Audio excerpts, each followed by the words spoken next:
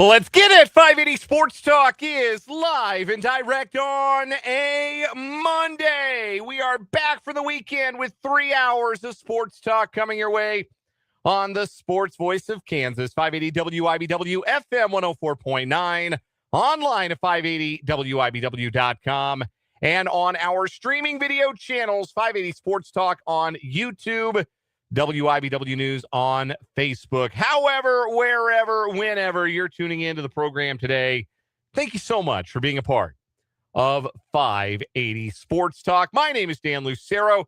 Spencer Dupuy will be along in the 4 o'clock hour. Brendan Dorzinski is off today. We have got 3 hours to hang out with you on this Monday afternoon before we pass the baton to the Royals Baseball Network. The Royals hoping to carry momentum from their first winning road trip, first winning road series, first road series sweep of the season as they open a 4-game home series tonight against the Cleveland Guardians. 6:40 first pitch from Kauffman Stadium. Pre-game coverage right at the top of the 6 o'clock hour here on 580 WIBW and FM 104.9. Michael Waka for the Royals, Tanner Bybee for the visitors from Cleveland. It's a huge week of baseball at Kauffman Stadium, and it does feel like it matters because, well, Royals played a little ball over the weekend. A series sweep of the Seattle Mariners up in the Pacific Northwest. The record is 15-19, and they sure don't hang any banners for a record like that. But with the Royals only 2.5 games out of first, and the division leaders, co-leaders as of this morning, Detroit and Cleveland, coming to Kauffman Stadium this week, the Royals are in position to put themselves in position. Yeah, it's early May. You don't want to place too much importance on one series or 1 week or one homestand. But this is a big one. And a chance for the Royals to make a statement, maybe even, depending on how well things go, they could find themselves at the top of the division by the time the week at the K is done. We got plenty to say about how the Royals fared in Seattle over the weekend. The winners yesterday afternoon to complete the sweep. It's one thing that the Royals have not done particularly well this year. Certainly hadn't done a whole lot of anything well, hence the 15-19 record. But last year didn't really have the ruthless streak going and getting a rubber game or going and finishing a sweep. Well, they finished a couple of sweeps in their last 3 series. They've swept 2 of their last 3 and a 4-1 win yesterday afternoon. Bullpen was short. Chris Bubich says, I got it, boys. Pitches 7 innings, meaning the Royals didn't need to go deep into what was a shortened relief core in the win. And now the Royals come back home with a big series ahead. So we're going to talk a lot of baseball on the program today. Nice to have some little Royals positivity to get to on the program. Those moments have certainly been few and far between, though it is the second straight Monday we come back and the Royals have swept the series and gone 4-2 on the week. So business starting to pick up perhaps for the boys in blue. We got some football to get to on the program as well. Some leading indicators that Patrick Mahomes might be back for OTAs, which are in 22 days. That's right. Patrick Mahomes had major knee surgery in December and might be back practicing in late May. How realistic are those chances? And should the Chiefs maybe be going a little further to protect Mahomes from himself a little bit in the process? You'll hear from Andy Reid, who spoke to the media on Saturday, laid out his whole thought process and what he's been hearing about Mahomes, not seeing critically if he's not working out with the team right now, and there are logistical reasons for that. But should and could are 2 different questions when it comes to Patrick Mahomes' OTA participation. We'll get into that a little bit. Also talk a little about what we learned from rookie minicamp. I took 3 things away from the Chiefs rookie minicamp. The start, the on-field beginning, really, of the 2026 campaign, if you look at it a certain way. And our NFL Insider is going to join the show today. Our guest today is Matt Verderame, our NFL Insider from Sports Illustrated and SI.com. He'll join us, as he always does, at the bottom of this 3 o'clock hour on a Monday, and we'll get Matt's thoughts on latest Chiefs news and notes, latest league news and notes as well. Again, Matt Verderame coming up at the bottom of this hour. We'll also have all the rest of our typical Monday shenanigans. We've got some jam-packed sports headlines to get to, including a playoff roundup. We'll start a new week on What Is Wrong With You. Got the good, the bad, and the ugly from the week that was, and so much more. Plus, your interaction with the program today. Love to hear from you coming off of the weekend. Text line is open. 785-272-9429 is the number. That is 785-272-9429. You can also interact with the program if you are watching live on our YouTube channel, 580 Sports Talk, the name of the channel. Go subscribe if you have not already. Hop in the live chat during the show. Say hello. Introduce yourself. Interact with your fellow listeners and your host throughout the 3 hours of Sports Talk on our 580 Sports Talk YouTube channel. I see Tom, Mark H., Ryan in the chat today. Vance is in as well. Good to see you, folks. Look forward to hearing more from you and from more of you in the live chat as we go today on our YouTube channel, 580 Sports Talk. And, Paul's in as well. Hi, Paul. And just to clarify, we did have a texter ask, the Win One K-Day sweepstakes has concluded. So there will be no word of the day today. That was a 1-month promotion, the month of April. That has now concluded. So me not giving you a word of the day at the top of the hour, you kind of fall into a routine. You do something every day for a month. It gets to be a routine. It gets to be habit. I'll confess, I looked for my list of words when I rolled up in the studio today, but it wasn't there because it doesn't need to be because the contest is over. But you can enter your mom to win $1,000. That's not a your mom joke. That's a real thing we got going on our website, 580wibw.com. Mother's Day is coming up. You could win $1,000 for mom. Just head to the contest page at 580wibw.com. Enter to win and give your mom something extra special this year from 580 WIBW. Royals 4, Mariners 1 yesterday, and that's a sweep. We talked about it going into the weekend. There was no real good reason for the Royals to be struggling on the road as much as they were. They were 3-12 away from Kauffman Stadium going into that Seattle series. But there's no reason, like no obvious reason anyway, why the Royals should have been so bad on the road in March and April. They play some good teams on the road. Atlanta right now, best team in baseball. They're romping and stomping their way to 25-10 record. They had to play at Atlanta. They had to play at New York, who looks like pretty obviously the class of the American League. Right now, it looks like we're going to party like it's 1996 or what year was it they played? 99, I think they played again in the World Series, was it? That the Yankees got them both, obviously. Those two teams look like the best team in baseball. Royals had to play at New York and at Atlanta, and also had to go to Detroit, and they had to go to Cleveland. So, and they played a hot Sacramento team. So it's not like the Royals were playing, punching bags on the road. There'll be time for that. They'll have trips to Chicago, and they'll have and they go to Colorado later this year. Like, they're going to play some teams on the road that are a little bit more gettable. But there was no reason on its face that the Royals should have been underperforming on the road the way that they were. And then they went out and proved it over the weekend with a trio of victories, 7-6 on Friday night, snatching defeat from the jaws of victory and then snatching victory right back with the Friday night win. The Royals led that game 3-0. They led that game, or 4-0 actually. No, was it 4 in the first? I think it was 4-0. Then they led 6-3. Then it was tied at 6. Daniel Lynch finally took his turn on the save blowing machine. I think he was the last guy in that bullpen not to have blown a save this year. Gave up the tying home run. And then in the following inning, left-hander on the mound, Matt Quatraro pinch hits for Jack Caglione with the go-ahead run in scoring position. And much as I didn't like the move, Lane Thomas made it pay off with the go-ahead single. Bullpen made it stand up. Royals win Friday night. Saturday, The Royals became the first team in Major League history. This is true. The first team in Major League history to strike out 17 times, walk 0 times, hit 0 home runs, and still win the baseball game.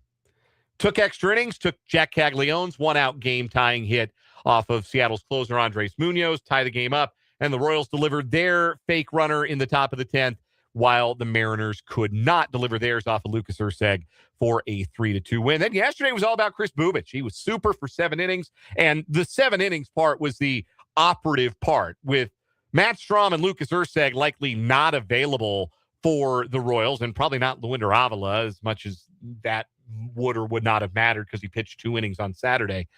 But the Royals were short on the back end of their bullpen, and Chris Bubich made sure, 1, they only needed 6 outs from the bullpen, and 2, asked the bullpen to protect a 3-run lead, which is a lot less stressful than asking them to protect a 1-run lead. The Royals were able to do that successfully, shake hands, get on a happy flight after a winning road trip and a sweep. And one sweep, even a road sweep against a would-be contender and last year's American League runners-up, does not a good team make. That has been the big question coming out of April.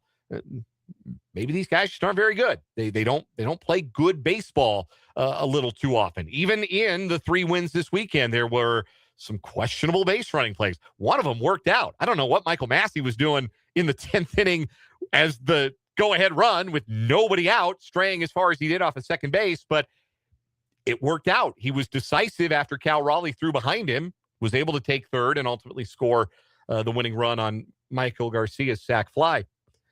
So the baseball didn't all of a sudden get impeccable by any sense. But if the Royals do wind up a contender in the Central this year, if they do wind up playing meaningful baseball in August and September, this weekend was the blueprint. This is what it has to look like every night for the Royals to get back into the Central.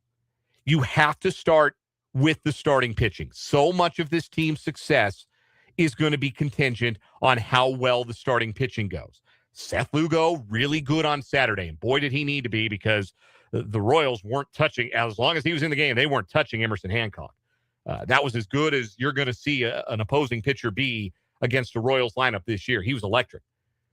But Lugo held the Mariners in check to 2 runs in 6 innings and kept the Royals in the game. Bubich, already mentioned, excellent yesterday. Only blemish was the worryingly homer-prone Cole Reagans, who's given up more home runs now than all but one starting pitcher in baseball. The stuff looks fine. The velocity looks fine. The strikeouts look fine. He's not giving up a ton of hits. The problem for Reagans is the hits he is allowing all count for runs, plural, because they're leaving the yard. I think he's allowed 26 hits and 11 home runs. That's not likely to hold up, but certainly Reagans has to make sure his mistakes don't end up souvenirs moving forward. That's the step he's got to make, because all of the other stuff looks like we've come accustomed to Cole Reagans looking, frankly. But the other 2 starters picked him up and pitched really well. And when there were leads to be protected or games to be kept close, the bullpen showed up. Lucas Erceg had a good week on the road and starting to get some more swing and miss, starting to get some depth, quality depth back on his slider. What I mean when I say that is the pitch is coming in looking like a strike before it drops out of the zone and becomes a ball, rather than starting out looking like a ball and not tempting hitters. That was the problem. He had a whiff rate in the 1st percentile, about the worst in baseball at whiff percentage going into last week. He's jumped all the way up to the 19th percentile in just 1 week. So that's a sign that things are trending in the right direction for Lucas Erceg as he locked down a pair of saves with the game finally poised. 1-run games both Friday and Saturday nights. He figured out how to get it done. Matt Strahm got it done in both games with scoreless innings. And Daniel Lynch IV shook off the home run he gave up on Friday, got 4 big outs, 3 of them via strikeout, to earn the save yesterday, and continues to show that, well, he's got a blemish on the record now, but he's been as good, probably the Royals' best reliever, all things considered, so far this season. And at the plate, the Royals got contributions up and down the lineup in this series. They're not a single guy you can point to in the line. Maybe Michael Massey. Massey wasn't very good. But you can point to everybody in the lineup and say, hey, this guy contributed. This guy scored a big run. This guy drove in a big run. This guy kept a rally going up and down the lineup. Jack Caglione continues to impress. Homered Friday night, game-tying hit on Saturday. Lane Thomas with the pinch hit, go-ahead hit off a lefty, doing what he was brought to this roster to do, and that is tune up left-handed pitching. And Isaac Collins is starting to get going. We're a little worried about Collins about a week or so ago. He didn't have a single hit on the road in Kansas City's first 12 road games this year. But starting to find the barrel, drive those line drives into the outfield for hits, getting on base at an acceptable clip, starting to look more like the hitter the Royals thought they were getting when they brought him over from Milwaukee in the offseason, and maybe lending credence to the idea that the knee injury and the back tightness, I think it was, something with his back and his knee, that kept him off the field for a couple of weeks of spring training, probably set his progress back a little bit, and he's just now maybe starting to get into the swing of his season a little bit. But that's the blueprint. That's what it's got to look like for the Royals. Strong starting pitching, the back end of the bullpen, making sure you hold the leads you get, and a lineup with more depth than previous years where you're not just waiting on Bobby or Vinny or Salvi to get the big hit. It can be somebody else. And over the weekend, it was somebody else in all three games. And that allows the Royals to get on the plane with a 3-game winning streak, a team now that has won 7 of their last 9 and is starting to play and feel a little more like the best version of itself. And the Saturday win of all the games this weekend might have been their best win of the season, because that would have been a real easy game to let get away because of how good Emerson Hancock was on the mound for Seattle. I don't get to watch quite as much baseball as I used to on account of, fatherhood. It's, having an almost 2-year-old in the home. I don't get to just sit and put a ball game on. That's not really how it works. If I sit and put something on, it's Blues Clues. You know how it goes. Parents of young kids, you know how it goes. But I don't think I'm going to see a better starting pitching performance this year than Emerson Hancock on Saturday. Fastball, jumping over bats. Sweeper looked like it had a parachute on the back of it. The Royals were just flailing away to the tune of 14 strikeouts in 7 innings. But Seth Lugo did his job on the other side. The Royals benefited from the other team making a base running mistake for once.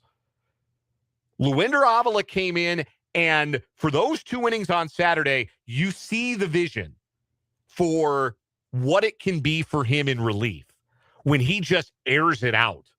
And the fastball's up a few ticks, and the slider really has bite to it.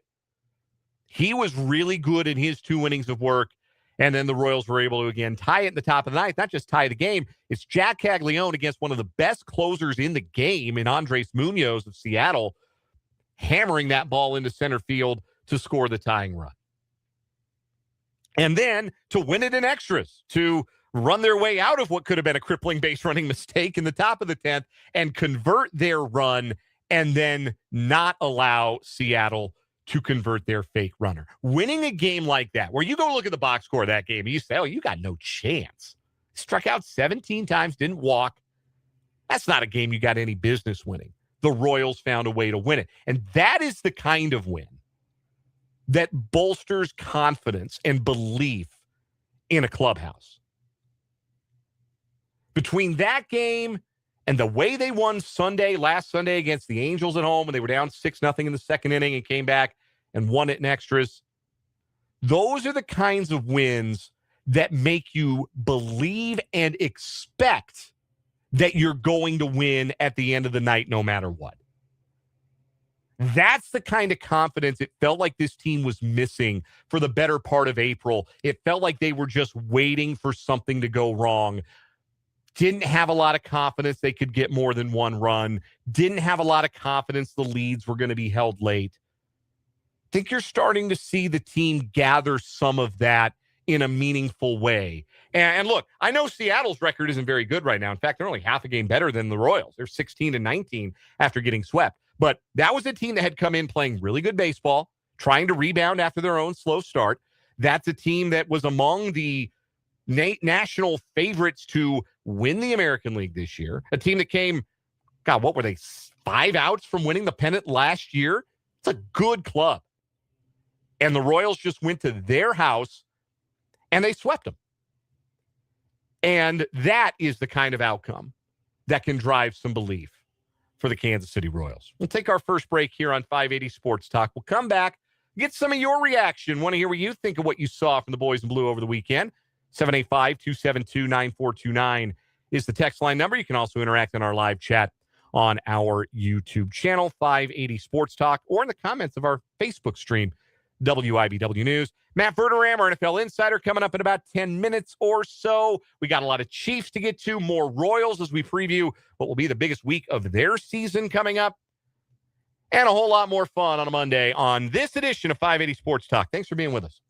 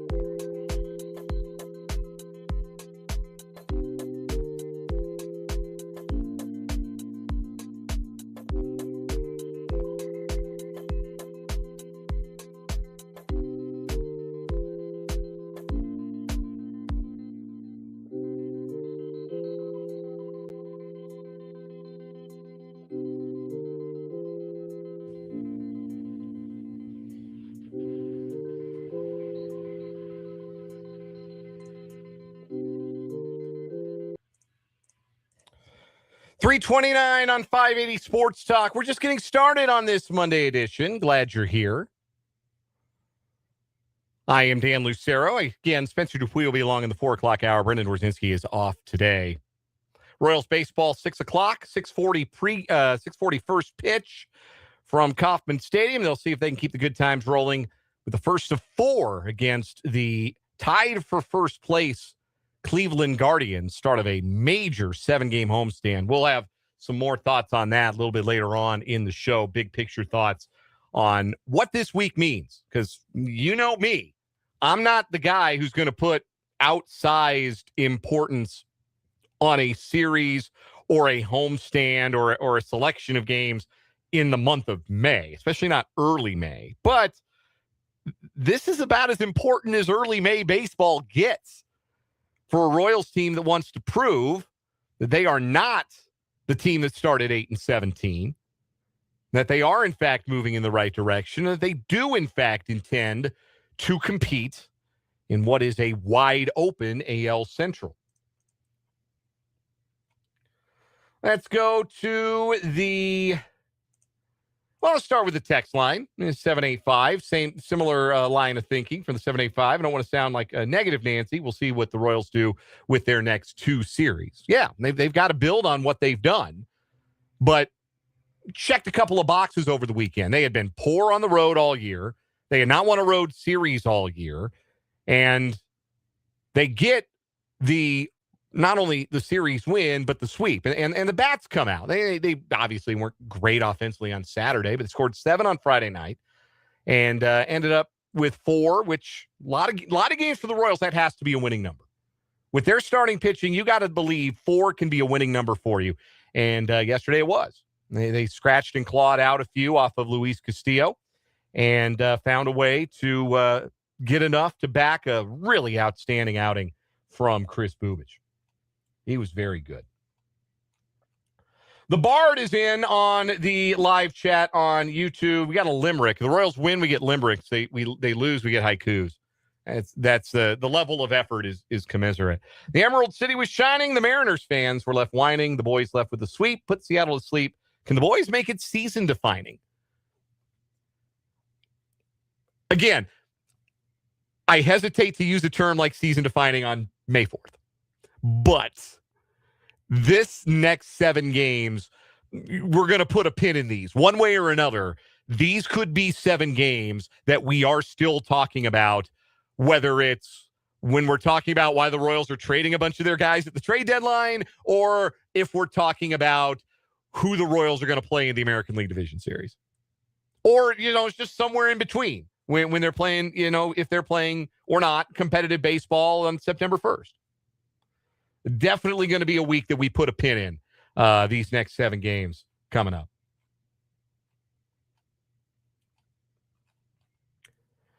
Tom in the YouTube chat says he loved Lucas Urseg's commentary Saturday night. So I have to confess I didn't see this live. I watched the game. I was up late. I watched the whole game. Saw Lucas Urseg get out of the 10th. Royals win it 3-2. And as I was going to turn off the TV, I'm looking around for the remote. I see that Joel Goldberg on Royals TV is going to talk to Urseg. And I thought in the back of my head, man, are they sure they want to put the closer on a hot mic right after he just finished a save to get a series win in a 1-run game? And he had to do it with the fake runner on base in a 1-run game in the 10th. He's going to be amped to the gills. I thought to myself, he's liable to say just about anything. And I cannot say what Lucas Urseg said on live television, but you can certainly find it for yourself if you are on social media. But suffice it to say, I'm not surprised. Like if you were going to choose who to put on a mic, if you wanted to hear something explicit after a win, yeah, put the guy on the mic who just got the last out. Put the guy on the mic who just recorded the final out, has those closer adrenaline running through his veins. My favorite part of it too, other than how predictable it was the fact that at the first step, at the first hurdle, Urseg avoided saying the naughty word. He got a freaking in there before he got the only I didn't say freaking. Yeah, he got that in there, and then he got to the parental advisory explicit content after that, which was also very funny. It's like he was mindful of it for he had a window where he could be mindful of it, and then it was gone. That was great stuff. That was very enjoyable. And so was the apology, and I'm using air quotes, from Royals.tv after the fact, which was very funny as well. I mean, it was well after 10 o'clock Central Time. Safe harbor. Nobody's getting it. FCC can't do anything about it. For the same reason Comedy Central used to be able to play uncensored movies past 10 o'clock Central Time. You're in the safe harbor. Sometimes I wish this show were in the safe harbor. Sometimes I'm relieved it isn't. Sometimes it's good that I have a check on my language, so to speak. We're going to take a break here on 580 Sports Talk. We'll get back into the Royals. Again, they've got a big week of games coming up, and the window is open in the American League Central, and some injury news today making it even more wide open than it was when we woke up this morning. But first, after we come back, it's our NFL insider, Matt Verderame. We'll talk to Matt about the possibility of Patrick Mahomes being a participant at Chiefs OTAs, and we'll get his thoughts on some other news from around the league. That's coming up with our NFL insider here on 580 Sports Talk on WIBW.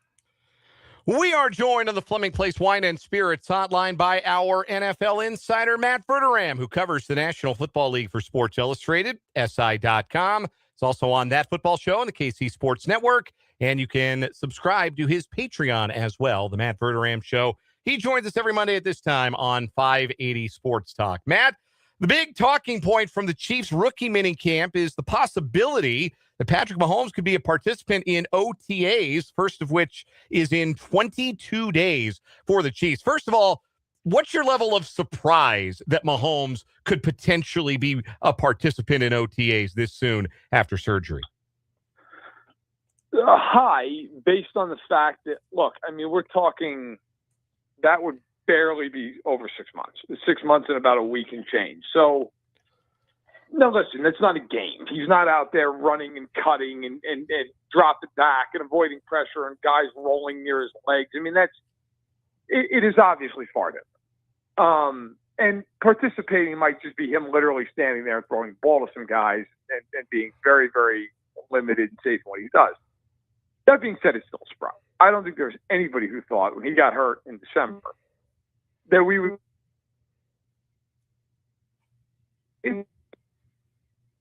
One of these people who thinks he's going to play week one, I obviously still firmly feel like that, but may seem that highly unlikely. And even if he doesn't end up participating, even if he ends up sitting it out, just the fact that it's even a talking point would tell you that obviously this thing's in a pretty good direction. There's obviously the consideration that if Mahomes participates in practice, then you can't put him on the physically unable to perform list at that point. And that would, cost you a roster spot. You put a guy on the PUP, he doesn't count to the 90-man roster spot that you get throughout training camp, or if it comes to it, the 53 that you get when the season starts. How much of a concern, how much of a thought is that for the Chiefs if there's even the slightest chance he's going to be back for week one? They wouldn't want to put him on the pup at any point, would they? Well, no. So the way it works is like if they go into camp and if he starts training camp on the pup list, he can come off at any time. He doesn't have to wait the first 4 weeks of the year. He can come off 3 days into camp, a week into camp, whatever. However, if something happens, he has a setback, he's swelling in his knee, and he's going to miss the first month of the year. Like, if they then put him on the pup list, then if he comes off the list and has to go back on, he's out for the year. So that's the concern is like, if he starts on the pup list, they are going to want to just leave him on there until he is 110% ready to go. Because if something were to happen, then you're really hamstrung or you're flat out losing him for the year. So, look, I think if you're the Chiefs, quite frankly, it's not really worth having him participate in OTAs. Like, OTAs, I think, are, if you ask people around the league, they're really valuable for young teams with a new coach, teams with a new quarterback. The Chiefs don't have any back. I mean, the Chiefs are going to walk in. Look, yeah, if you're the rookies, you're maybe a newer player, veteran free agent sign like Kenneth Walker, sure. You get in there, you get to know the building, the facility, the playbook. Guys like Mahomes, it doesn't matter. I mean, the idea of chemistry is so overrated in May. They're going to have 6 weeks together at training camp. So I just think if you're the Chiefs, I don't see the upside in making it a big thing if he goes out there. Like, it's fine to just wait until training camp. Matt Verderame is our guest, our NFL insider here on 580 Sports Talk, joining us on the Fleming Place Wine and Spirits hotline. Teams needed to make decisions on fifth-year options for first-round picks. It was not a surprise to see the Chiefs decline their fifth-year option on Felix Anudike-Uzomah, who missed all of last season due to injury. Is there a way forward for Felix to contribute in 2026, or is he looking maybe at being a guy who maybe gets squeezed off the 53-man roster if the Chiefs do decide to add a veteran edge rusher to this roster? I think everything's on the table right now. I mean, look, as we stand here, he's the fourth edge rusher on the team.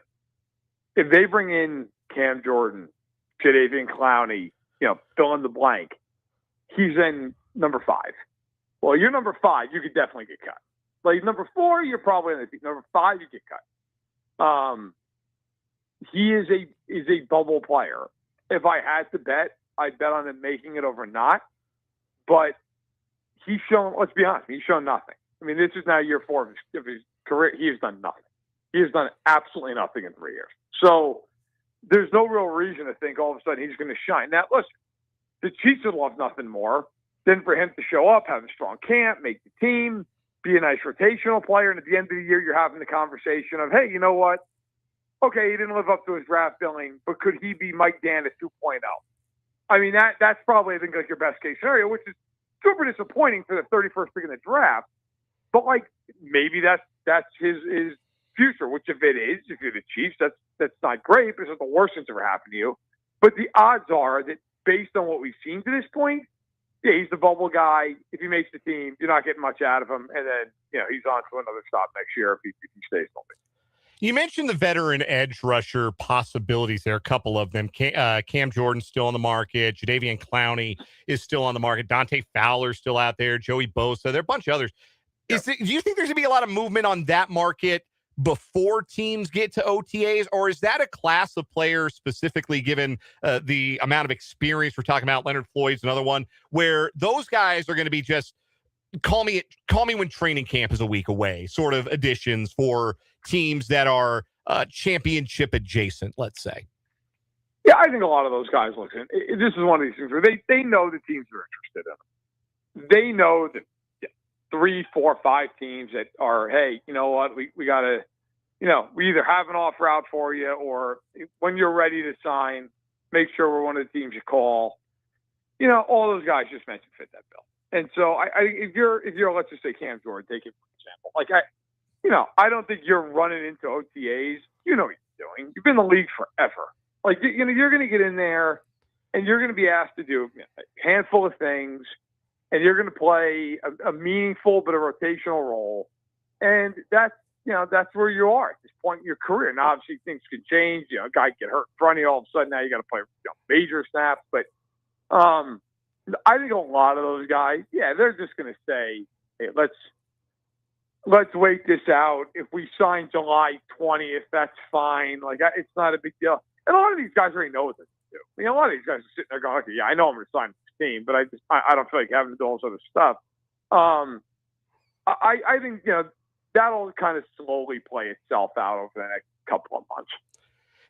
Of that group, those veteran guys we were just talking about, do you like Jordan's fit with the Chiefs best? There's been the most smoke, certainly, surrounding Jordan when it comes to whether or not the Chiefs might add a veteran pass rusher. And I'm of the mind they absolutely have to. Is Jordan, you think, the guy who maybe fits the best, or is there another name that you think is worth kicking the tires on a one-year ring-chasing deal, like a Carlos Dunlap or Terrell Suggs kind of deal that the Chiefs have done in the past? I do think Jordan fits the best. I think he fits the way they play defense. You know, he's a bigger end. He's obvious. I mean, in my opinion, he's a Hall of Famer, right? He's borderline Hall of Famer. He had 10 sacks last year. Like, he can still really play football. So, you know, I think if you're him, I think it makes sense. Like, you know that the Chiefs are always in contention. You're trying to win. You know, he could talk to a ton of guys like Tyrann Mathieu, who he played with, Justin Reed, who he obviously just played with, Willie Gay, who all know Spagnuolo, and hey, this is exactly what you're walking into, and this is what it is. Like, I think he's a better scheme fit than Bosa, who quite honestly isn't going to play any run defense. Now, Clowney's an interesting guy, because Clowney actually is a very good run defender, and he's been more durable as he's gotten older, which is weird. Normally, obviously, it's the opposite, but he's actually been more durable in recent seasons. Like, if it's not Jordan, I think Clowney makes the most sense. But I really do believe, you know, a lot of times you get to this point in the year, and you're like, the Chiefs, maybe they'll sign a guy. I think the Chiefs need to sign another edge, and I think the Chiefs have to sign a receiver. They've got to get somebody. Like, I don't know who that's going to be. If that's a Jennings, which I think is probably a little bit of a pipe dream, but like him or Keenan Allen, or do you swing for the ultimate boom or bust and trade a conditional 7th for Brandon Ayuk? Like, they cannot go into camp with this receiver. They can't. You are one injury away from just a calamity. So, you know, I think they're going to have to be fairly aggressive here over the next 8 to 10 weeks. A couple more questions for our NFL insider, Matt Verderame, who covers the league for Sports Illustrated and SI.com, joining us, as he does every Monday at this time, on the Fleming Place Wine and Spirits hotline. So wide receivers, fascinating market, right? Because you've got a couple of veterans out there. One of them, Stephon Diggs, dealing with an off-the-field issue right now. You mentioned Juwan Jennings. Brandon Ayuk, you'd imagine, would be available, like Deebo Samuel's out there. Tyreek Hill's got to prove he's healthy, but he is a free agent. And then the kind of the quality of that receiver class really falls off. Do you think that's a move where the Chiefs are content to sort of go to the bargain bin a little bit, or do they need to take a bigger swing? Do they need to maybe call Jacksonville, see if Brian Thomas is still on the market, or do something like that to maybe reshape their wide receiver room meaningfully before the season begins? Listen, I don't think there's a bigger need on the team. And I would argue that I don't know that, and maybe you could certainly argue this point, of teams that have like Super Bowl dreams, I don't know that there's a bigger need that anybody has than that team needing another receiver. Like, you have Rice, Worthy, and Thornton 1, 2, and 3. Okay, fine. In the NFL today, you start 3 receivers. Your backups are Cyrus Allen, Nico Remigio, and Jalen Royals. They didn't even play Jalen Royals last year. They just refused to play him. Remigio is not a receiver. He is a returner with a receiver tag next to his name. Cyrus Allen is a day 3 rookie. I don't care if you are the highest in the world on Cyrus Allen. You cannot go into the season thinking, oh, this guy's just going to play a bunch of snaps. Rice and Worthy and Thornton all have injury history. Worthy is tiny by NFL standards. He was beat up all last year. Rice has played 12 games over the last 2 years. Tyquan Thornton was hurt constantly in New England.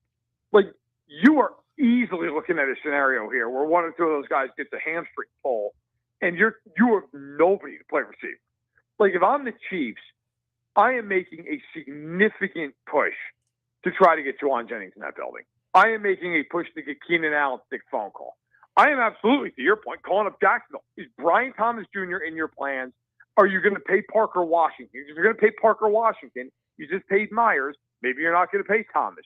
Maybe you can be gotten. The Chiefs have an extra third next year. They probably have to give more than that, but that might be a starting point. Tyreek Hill, the big question with him is he going to be healthy?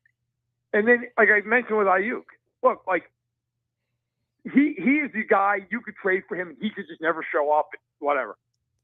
He is also the guy, he's 28 years old, who had 2 massive years before he got hurt, actually against the Chiefs in 2024. Like, he might be, I mean, his base salary is $1.2 million. They get it for nothing. So I just think if you're Kansas City, the other one, and look, this I do not think they will do, but it just needs to be said. A.J. Brown's in all likelihood going to get traded.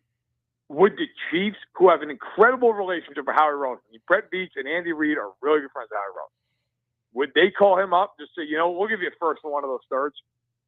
I just think if you're the Chiefs and you're serious about trying to win a Super Bowl this year, you've got to add another receiver. It can't be Juju on a 1-year deal in August. It can't be that. Matt Verderame covers the National Football League for Sports Illustrated and SI.com. You can catch him on the That Football Show podcast on KC Sports Network. You can subscribe to his Patreon, the Matt Verderame Show. You can find him all over social media, having a breakdown about the New York Knicks and their upcoming playoff series against the Philadelphia 76ers. Hey, at least your team's still alive, Matt. You think they're gonna beat Philly? I do. I think they'll beat them in 6 or 7. I'll say 7 because 6 is in Philly, although they beat them there last time.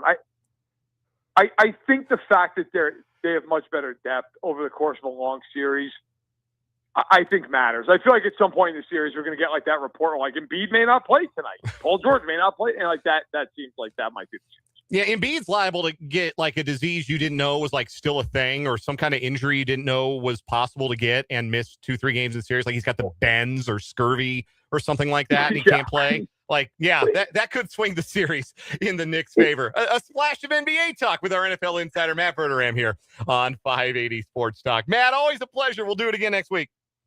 All right, take care. That is Matt Verderame. We'll step aside for a timeout, come back with the good, the bad, the ugly from the sports weekend that was next on 580 Sports Talk.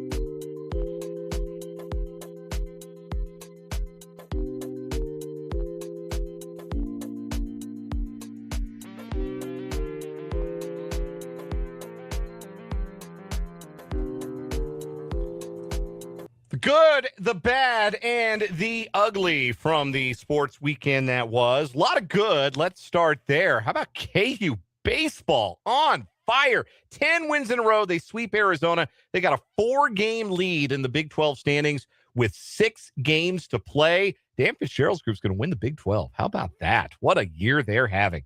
Also good from the weekend. Topeka's own Nyjah Kennedy caps off her career at Texas Tech in the regular season anyway, with a perfect game, the first of her career in her final home game in Lubbock. Very cool way for one of the greatest college softball players of all time to cap off her senior season at home. And a selfish good for me. Y'all see that hockey last night? If that was the first hockey game you ever watched, you would want to be coming back for some more hockey.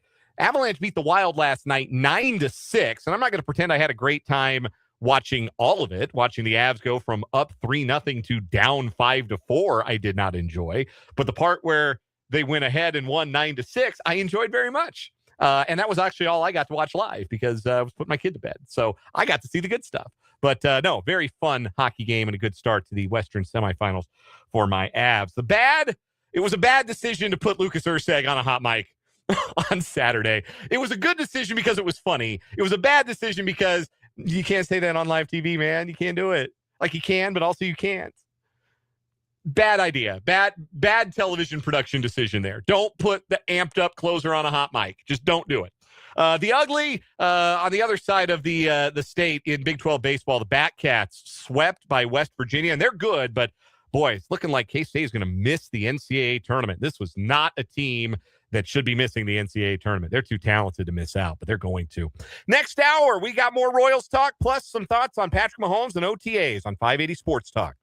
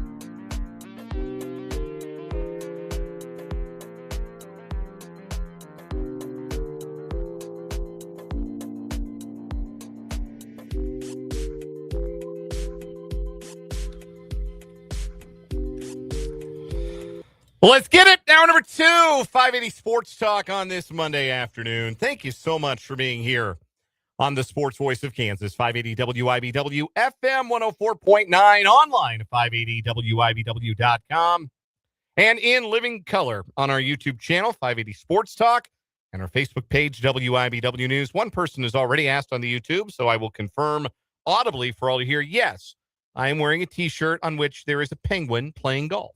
A golfing penguin. Yes, I am. I am Dan Lucero. Spencer Dupuis is here. We're with you until 6 o'clock this afternoon here on 580 Sports Talk, at which point we'll break away for Royals baseball. See if the boys in blue can make it 4 wins on the bounce after a sweep in Seattle. They take on the Cleveland Guardians. Game 1 of 4 game set at the K starting tonight. Michael Wacha, Tanner Bybee, your scheduled starting pitchers. Pre-game right at the top of the 6 o'clock hour. First pitch coming your way at 6:40 here on your home for the Royals. 580 WIBW and FM 104.9. I really don't know how they won that middle game. And like I said at the top of the show, first team ever to do so, to ever win a game. Yes, I mentioned that stat at the top of or in the opening segment that they were the first team in baseball history to strike out 17 times, not walk, not homer, and still win. And that's hard to do. Yeah, that's hard to do. You're not putting a whole lot of balls in play, and you need your starting pitcher and your relief to be really good. It helps if you get a fake runner that you can push across. You're not getting a whole lot of runners yourself. You need to score the fake one, which they did in the 10th. I still hate that rule, man. I hate it so much. It's just so antithetical to everything that baseball should be. I just hate it so much. But hey, the Royals cashed theirs in because they moved him over and were able to get him in, and the Mariners couldn't get theirs over.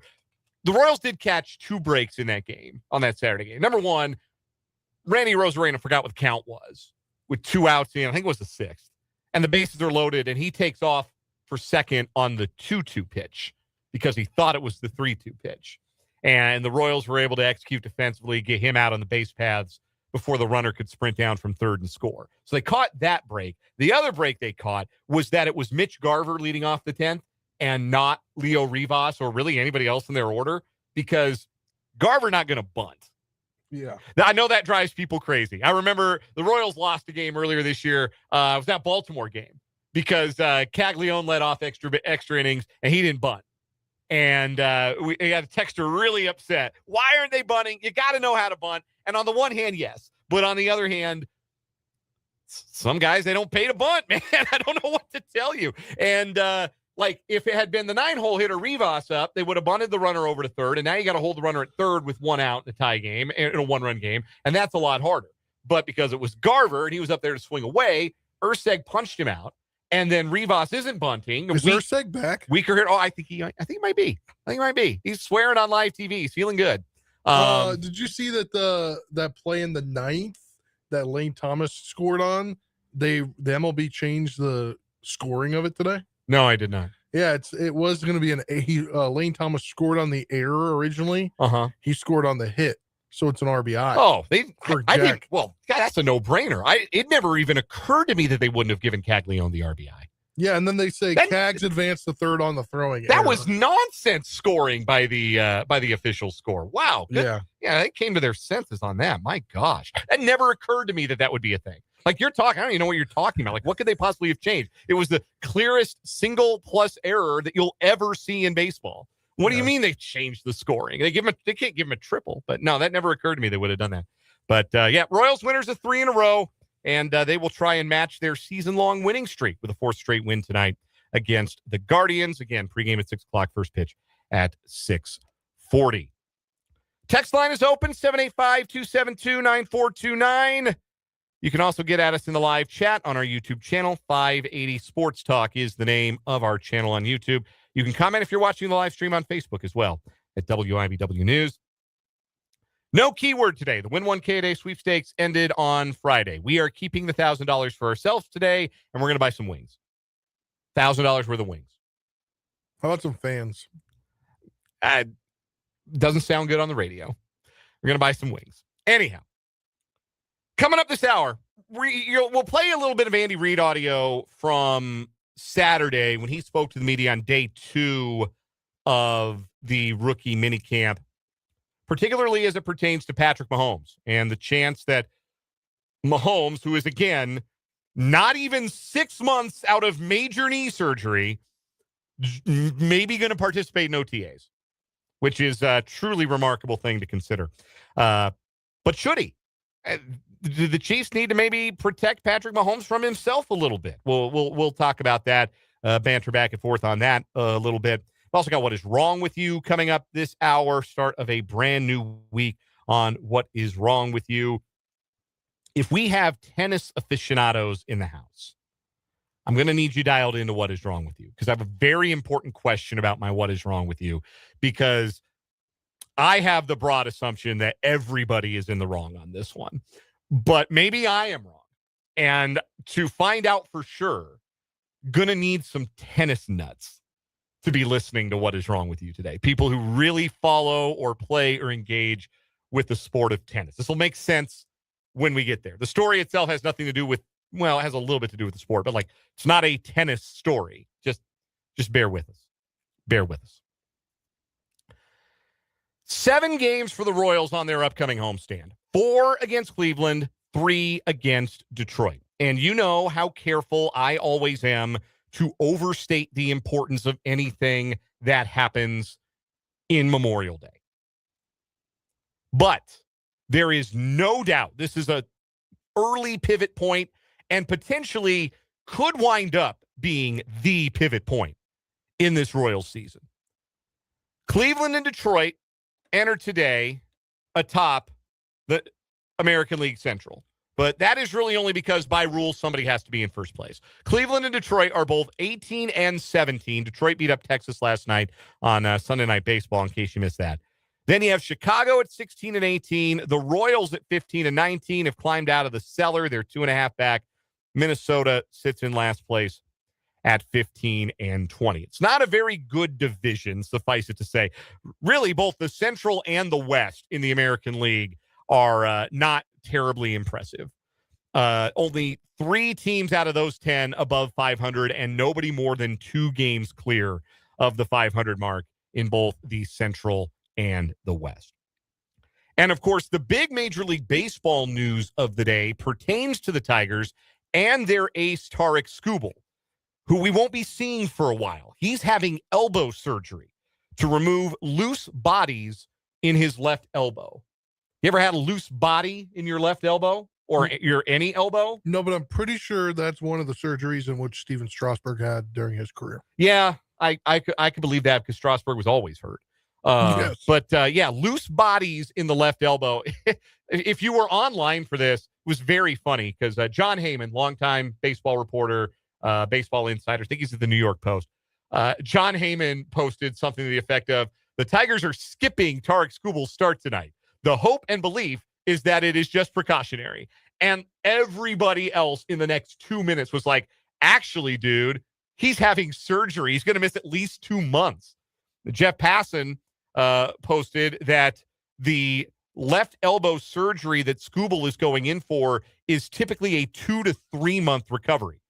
And so Skubal should be back before the season ends, but this is going to wash out May and June and potentially July for the best pitcher in the American League. And to be clear, he was pitching like the best pitcher in the American League. A 270 earned run average, a 45-6 strikeout to walk ratio, and only 2 home runs allowed in 43 and a third innings. He was dominating. He was atop that Tiger rotation. And for all the issues that the Tigers have had this season, they've dealt with some injuries, some inconsistency in the bullpen. The one thing that team could count on, the one thing that above anything else was keeping that team afloat, was every 5 days, that guy pitches for us. It is such a psychological lift to know that you have the dude going every 5 days, that no matter what happened the 4 previous days, Clint Eastwood is coming in to save the day like an old Western. Like John Wayne is on his horse. That's Tarik Skubal. And now he's out for 3 months. And that's going to have, I mean, obviously it doesn't do anything to the Tigers lineup, which has actually been pretty decent this year, pretty well balanced. But that is going to have a psychological effect on this team as they come to Kansas City this weekend. Yeah. Back to what you're saying about the guy. I know what it's like to have the guy pitch for your team. And it's like, no matter what happens, if you're in a rough stretch, this guy comes in and he goes 7 strong most nights. And I'm talking about Max Scherzer back in his heyday. Yeah, having that guy that you can count on. And, I mean, the Tigers went out and got Framber Valdez to give them a second guy that they felt like they could count on that level. And Framber's been good, but he's not Tarik Skubal. Let's be real clear about that. He's been very good, but he hasn't been Tarik Skubal. And their other starting pitcher who's been real strong this year, Casey Mize, is already on the injured list. Bullpen's been shaky. Justin Verlander made one start and disappeared. Tigers have some pitching issues that they're going to be confronting here for the next little bit. But it's Cleveland who comes to town first, and then it's Detroit. And the fact of the matter for the Royals is that they have not been good enough against the division's best the last year and change. When the Royals went to the playoffs in 2024, we all remember how dominant they were against the White Sox that year. With 12-1 against the White Sox, they were 6-7. They were right around 500 against Minnesota, but they had winning records against both the Guardians and the Tigers, who were playoff teams in 2024. They were 8-5 against Cleveland. They were 7-6 against Detroit. So pretty narrow gap between the two teams, and the standings reflected that, but the Royals won those games, had a winning record against the other best teams in the Central. Well, last year was not a playoff year for the Royals, and they can point to how they performed against the two playoff teams in the Central as a reason why, because they went 5-8 against the Guardians last year and 4-9 against the Tigers. So even though they did well once again against Chicago and had a winning record against Minnesota, they ended up really broadly struggling against the division because the two best teams in that division they could not beat. And that extended to struggling against those teams at home. They were 3-3 against Cleveland at home. They were 2-4 against Detroit at home. So they had a losing record against the best teams in the division at Kauffman Stadium. And so far this year, the Royals have started again against the Central and are 1-5 early against the Tigers and the Guardians. Obviously, they got swept in Detroit. We remember that series. Every game was close. Every game was winnable. Royals lost them all, including one where they led by 2 with 1 strike away from victory, that rainy day game against the Tigers. And they lost 2 out of 3 against Cleveland, including getting walked off on in one of those games. If you're going to win this division, if you're going to compete in this division for 6 months and ultimately win it, if you're the Royals, you got to win these games. You have to find a way past these division foes. And these are not teams that have profound talent advantages over the Royals. If I were to ask you, throw the rosters for Cleveland, Detroit, and Kansas City into a blender or into a grab bag, and I were to tell you, okay, pick out the best position players, Bobby Witt Jr. is the first guy, right? I mean, I love Jose Ramirez, but let's be honest. Bobby Witt Jr. is the best position player among those would-be Central contenders, and Michael Garcia has an argument of being one of the best position players among that group. And these are groups that are, by and large, particularly Cleveland, pretty top-heavy talent-wise on the position side of things. Pitching is where there's been a little bit of a separation for Cleveland and Detroit the last year plus, where there wasn't anybody separating from Kansas City's starting pitching in 2024. Detroit had Skubal, and that was about it. And, they were ham and egging their way to playoff wins. They had 2 guys who could start games and bullpen their way to the division series. But Kansas City, obviously, in 24, when they went to the playoffs, they had that great rotation that stayed healthy all year. Last year, they didn't have that, and they didn't have the sort of bullpen ability that the Royals in 2024 did, particularly down the stretch, where Cleveland's always had that really solid bullpen. And Detroit has obviously had Tarik Skubal at the front of their rotation to cover up whatever weaknesses you might have or you might find in that pitching staff. But it is not such a profound difference in talent level that the Royals come into any of these games overmatched. And with the absence now of Skubal, who was scheduled to start against the Royals this week, with the absence of Skubal, I don't think you go into a pitching matchup this week where you feel like, Royals are really on the rough end of this one. The closest thing is probably tomorrow. Cleveland's Gavin Williams is off to a really good start, and he had a good outing against the Royals in Cleveland last month. And he's going up against Noah Cameron, who's fought it a little bit in his last couple starts for KC. But the broader point here is that these are not series. These are not teams that the Royals should go into hoping, oh boy, just be nice to get a split. Be nice to get a split with Cleveland. You know, as long as you don't get swept by Detroit. That's not how it should feel. That should not be the mentality of this Royals team going into this week. They should feel like these are both winnable series. And if they get out of this week at 5-2, which ought to be the goal, look, that would be a 20-21 record. You'd be sitting one game shy of 500 if you can swing that. And then you'd have 3 games in Chicago against the White Sox after that and a chance to get back to 500 when all's said and done. 7-3 over the next 10 against the division. Feels doable. There's no reason it can't be accomplished by the Royals. They do it, then they're back to 500. And then they've done what felt pretty hard and at times really far away during this team's 8-17 start. They've dug their way out of the hole. And so this opportunity for the Royals is not just to dig their way out of that slow start, but to do it in a meaningful way against the teams they are in the closest competition with. The 3 teams that start today ahead of them in the American League Central standing. This is go time for the Royals. This is the opportunity to prove to, and look, I have read your YouTube comments. I have read your texts. This is their opportunity to prove to what is still, at this point, a skeptical fan base. I don't know what skeptical is. Never heard that word in my life. Is that like a portmanteau between Skubal and skeptical? I guess so. Yeah, you just created Tarek skeptical. Yeah, this is ace left-handed pitcher. Added to the dictionary today. I guess. Anyway, this is a fan base that is rightfully a little skeptical of this Royals team, given how they started out of the gate. This is a chance to make some believers back. And I think this is a clubhouse that has a sense of confidence and a sense of some belief. And this is a massive week.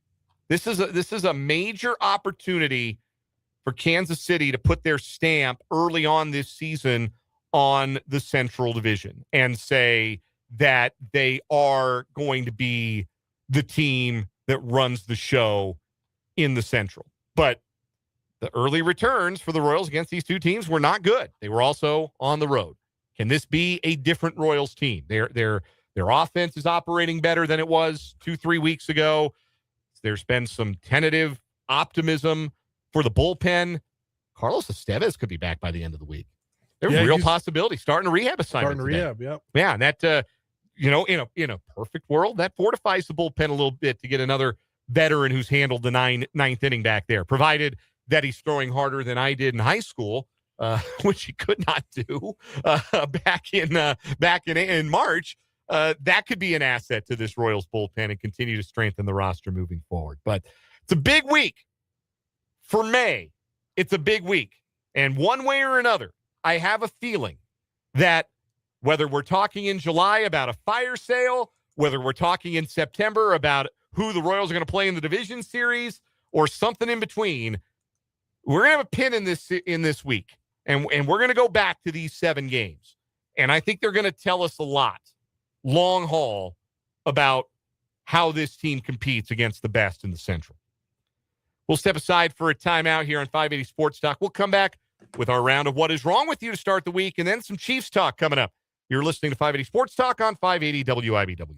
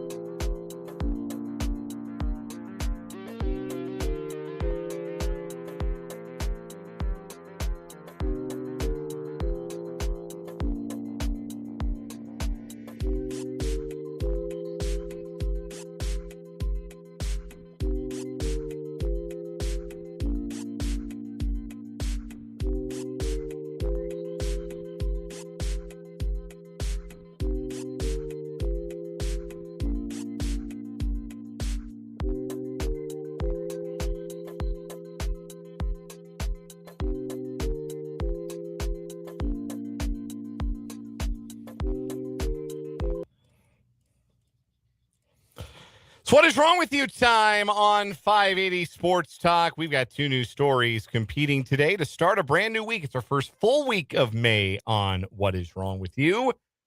Spencer, going to give you the nod in the leadoff spot today. What you got? Yeah, let's go to our favorite place for these stories. Florida, a married couple is facing felony charges after reportedly admitting to burning a drone in their fire pit after discovering the $1,200 item had mistakenly landed on their Florida property, according to court records. Investigators say Christopher Paula, 40, was flying a DJI Mini 3 Pro drone around 11:30 p.m. last Saturday when it lost communication while in flight over his Port St. Lucie neighborhood.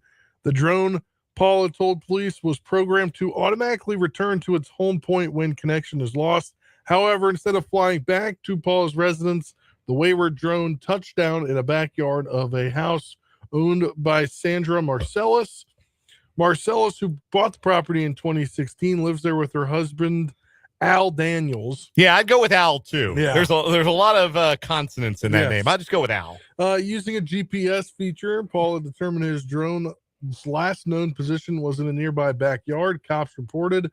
Paula said he knocked on the homeowner's front door. A woman's voice came through the Ring doorbell and declared, "You don't have a bleeping drone anymore, sir." Oh, that's crazy. Paula then contacted police, who subsequently spoke with Marcellus about the drone, and after reportedly admitting that she and Daniels burned the drone, Marcellus said that the couple had experienced ongoing issues with drones flying over their property. The flight, she added, prompted her to post in the Ring neighborhood app about the drones and why they were happening in the neighborhood. She was on one recent occasion, Marcellus told police she was outside undressed when a drone flew over her property. A week ago, upon discovering the foreign object with a camera in her backyard, they burned the drone in their fire pit. Who they say Daniels confirmed this account. Due to the drone destruction, Marcellus and Daniels were arrested for criminal mischief. The charge is classified as a felony since the value of the damaged property exceeds $1,000. They were freed from county jail after they each posted a $2,500 bond. So I'm going to be honest here. If a rogue drone landed in my backyard, first, that would be really impressive. I got a big oak tree in my backyard. So if it landed in my backyard, that would be a feat of skill. It must have come in over the front yard or something like that. But yeah, I don't know how I would react to that. To be completely honest, I don't think my first thought is, oh, this is going in the fire pit.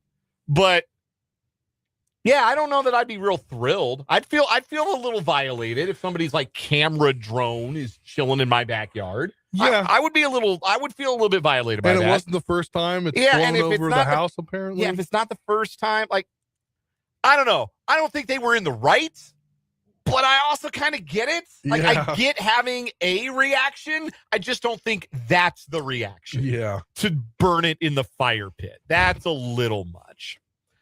All right. For my story today, we're going to the state of North Carolina. And I said earlier, I need tennis aficionados to weigh in on this. So are you familiar with tennis scoring, Spencer? A little bit. So not too familiar. So right, in a game, the score goes from 15 to 30 to 40, and then you win the game, right? So your first point is 15, and love 15, love 30. And then the other person scores the points, 30-15 or 15-30, however, they notate it. And then if you get to 40-40, it's what's known as deuce, right? And deuce, you have to win the next 2 points. You have to win the point after deuce, then you have the advantage, and then you win the point to win the game. So that's what's called deuce. You see deuce a lot in tennis. What I am wanting to know, tennis people, please text the show, 785-272-9429, or weigh in the live chat on YouTube, 580 Sports Talk. Have you ever referred to deuce simply with the letter D?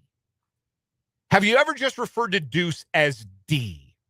Because Charlotte-based man, Martin Schramm, who loves tennis so much that he got a North Carolina license plate supporting the Tennis Foundation, wanted something simple in the middle of his plate, so he went with one letter, D, which he said was for deuce. Here's the problem. The plate comes with a 2-letter code on the side, and the code is TF for Tennis Foundation, which means, and I'm going to give you a visual if you're watching on YouTube or Facebook right now, that the license plate reads DTF.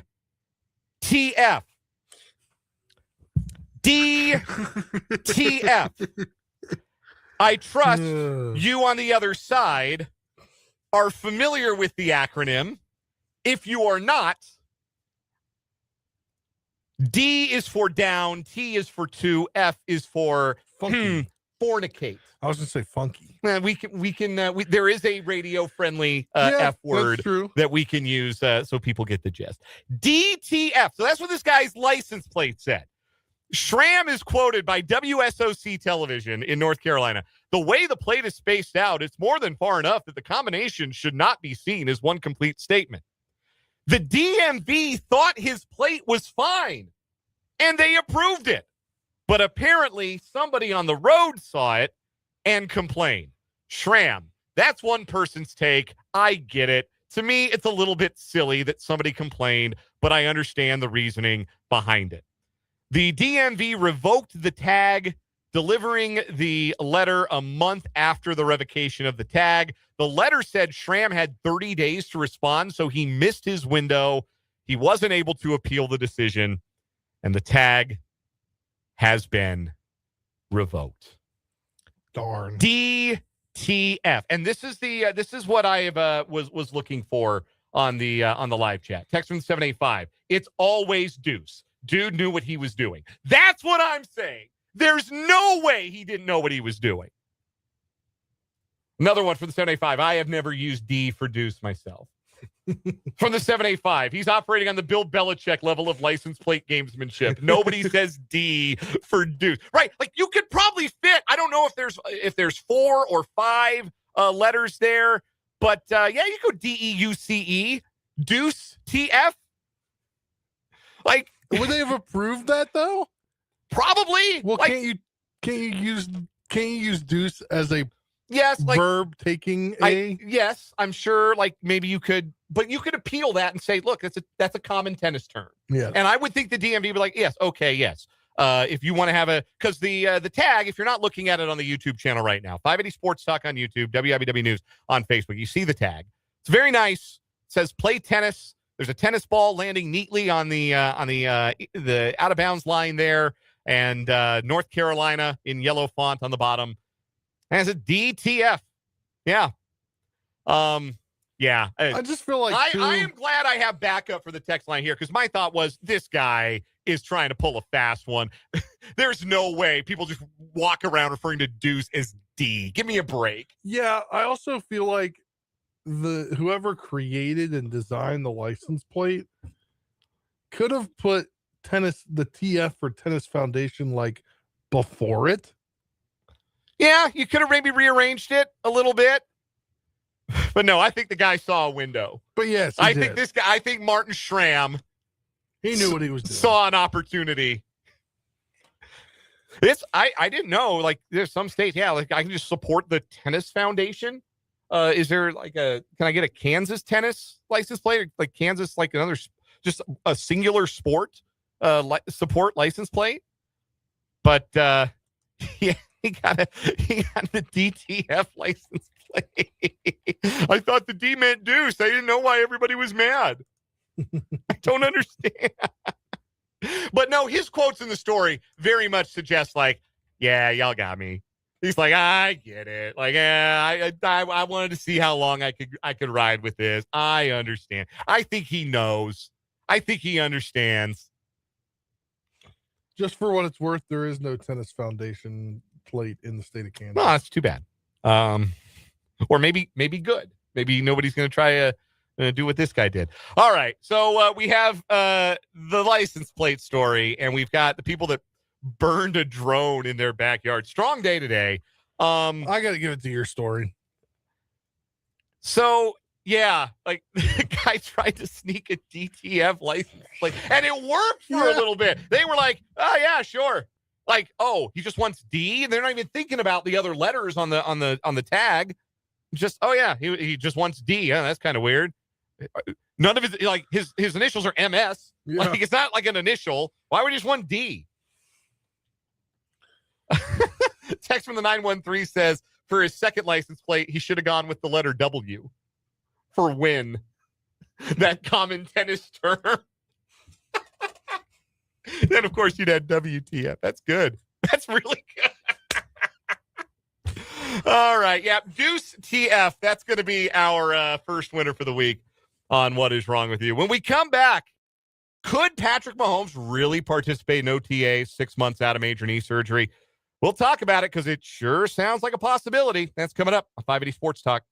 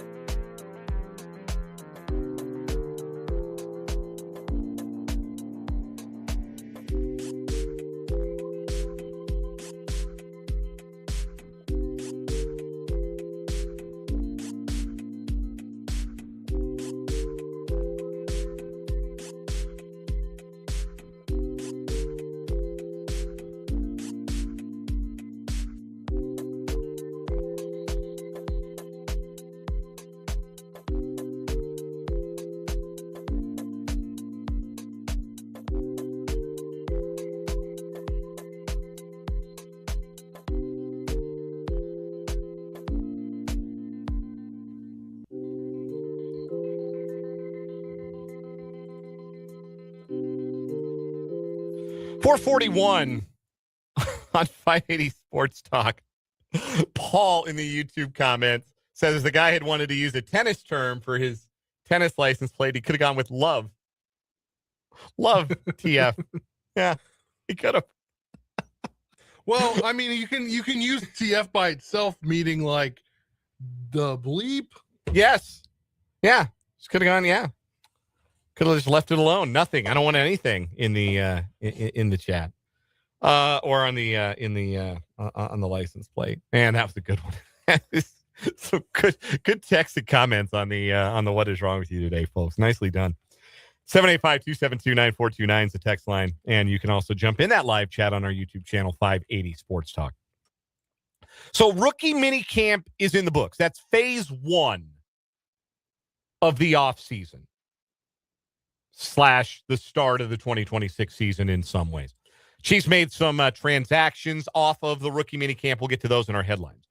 Phase 2 coming up later this month. Phase 3 is what's more commonly known as OTAs, organized team activities. Those start May 26th for the Chiefs, so 22 days. Do you know the exact day that Patrick Mahomes tore his ACL and his LCL?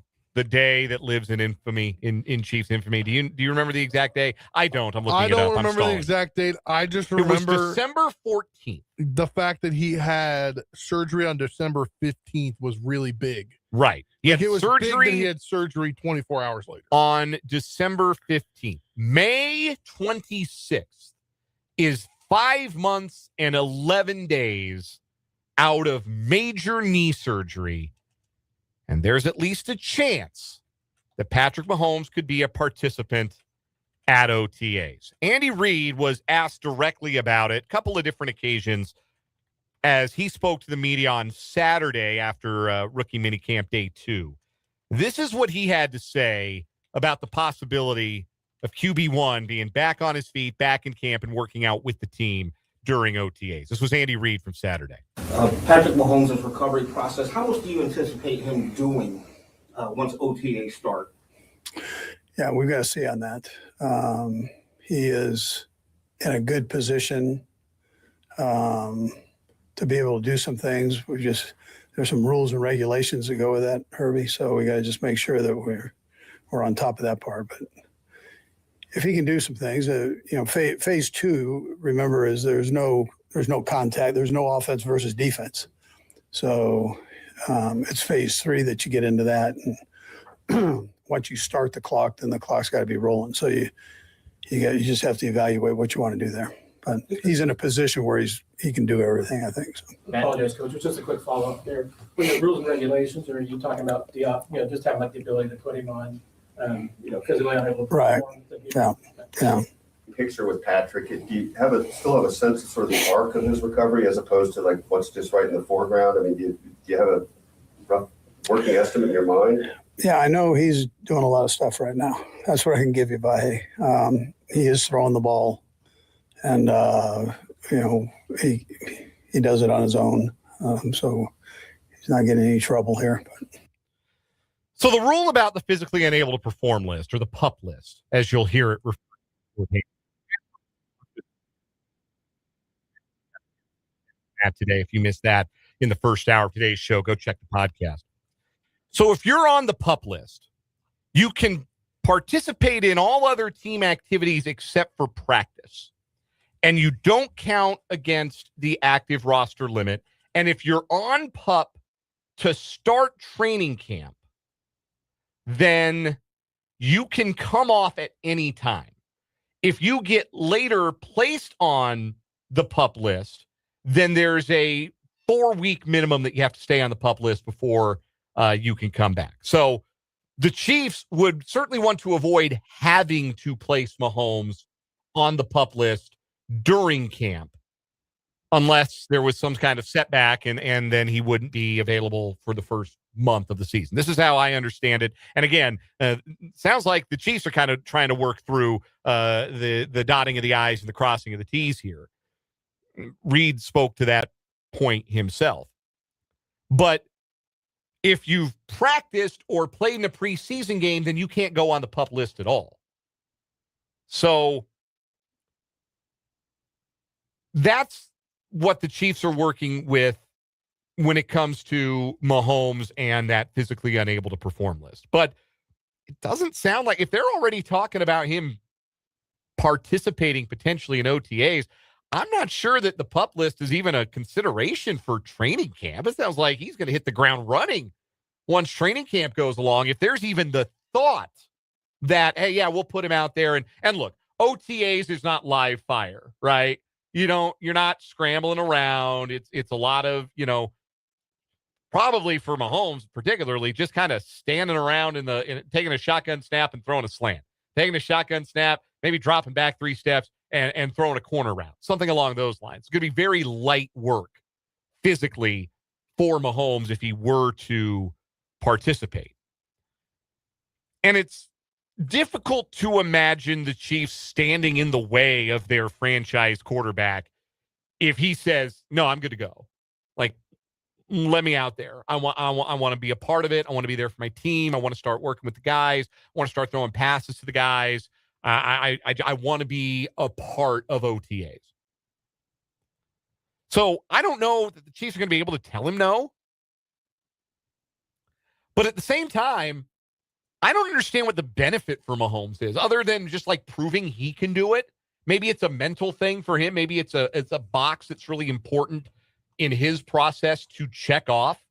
But it's not as though Mahomes is going into this season, has to learn a bunch of new personnel or a new offense or new vocabulary with a new offensive coordinator or anything like that. Everything's the same. It's like a couple of new running backs and a couple of rookies, just like it is every year. But other than that, like the core components of this offense are the same. The center's the same. The offensive line is the same. The top wide receivers are the same. The tight end is the same.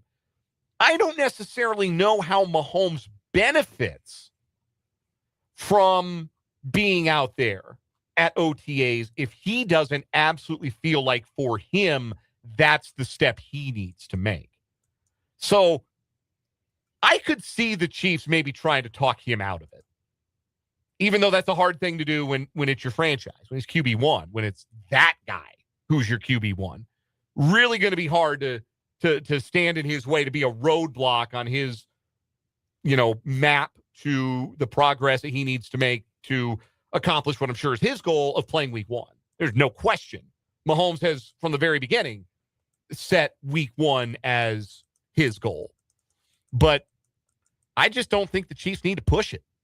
And I think that they would be well within rights to tell Mahomes, hey, look, you don't really need to be here. You don't. It's not the end of the world if you're not at these OTAs. We've got a bunch of quarterbacks in the room, one fewer today. We'll get to that in headlines. It's not critical. These guys already know you. They know what you're going through. There's already a trust and a relationship with all of the top guys in that room. Basically, it's Kenneth Walker's the new guy, and then you have the rookies. But as far as the guys who are going to be catching the passes from Patrick Mahomes, they all know him. They all have that rapport, that relationship with him. And I don't think you necessarily need to put his recovery at risk by having him running around at OTAs, even if running around is an overstatement, even if he's not going to be doing maybe any running. But on the other hand, some guys just heal different. Yeah. Like, what did we saw in the NBA playoffs, even though he hurt his knee and had to miss game 7 of his team's playoff series, but Jason Tatum was back 9 months after an Achilles tear and played at a high level for Boston. Anthony Edwards might play tonight for Minnesota in game 1 of their second round series. He suffered a bone bruise 9 days ago that they said was going to keep him out multiple weeks. And 9 days after that, he might play tonight. Some guys really do. Some guys physically are just different. And Mahomes has always been one of those guys. The injury he suffered against Jacksonville in that divisional round game in the 22 playoffs would have kept a mortal man on the sideline, certainly for the AFC Championship game. And all Mahomes did was go out there and win a Super Bowl on one leg 3 weeks later, after winning the AFC Championship game with, by the way, a scramble on a critical third down, that along with a penalty set up a game-winning field goal. Like, I think he might just be, like, made of adamantium. Like, he might just be different. And if he is, and the Chiefs doctors say, hey, look, there's no risk, like he's not risking anything being out there, then I think Mahomes is going to be there. And even though I think there are compelling reasons for the Chiefs to say, hey, man, you really don't need to be. If you want to keep working out with, what's his name, Bobby Stroop is his quarterback guy, if you want to keep working out in Texas, getting your knee right with people you trust outside the organization, if that's what you need to do, you go ahead and do that. But I think you let Rick Burkholder and Julie Freimeyer make that call, and then you let Mahomes make that call. It'll be interesting, and obviously would be a real good leading indicator for him being out there in week 1. And you know who else is paying attention to this, by the way? He's at OTAs. That might change the NFL's perspective on how they want to schedule. Because when's schedule release? That's coming in a couple weeks, right? Apparently, it was supposed to be like next week, but it might be, or the week after, but it might be moved back to the week after that. Yeah, they're moving it back maybe to the week of May 18th. So, yeah, maybe they're waiting and seeing if there's any more Mahomes news, giving Mahomes one more week before they decide, because it's hard to imagine like a week 1 without a marquee window Chiefs game, right? I mean, it's been a while since we've had one of those. And if the NFL can swing it, Mahomes is going to be out there for a week. They want his first game back. I guarantee you that. So they want his first game back in front of a lot of eyeballs. We'll take a break, come back, wrap up this 4 o'clock hour, 580 Sports Talk.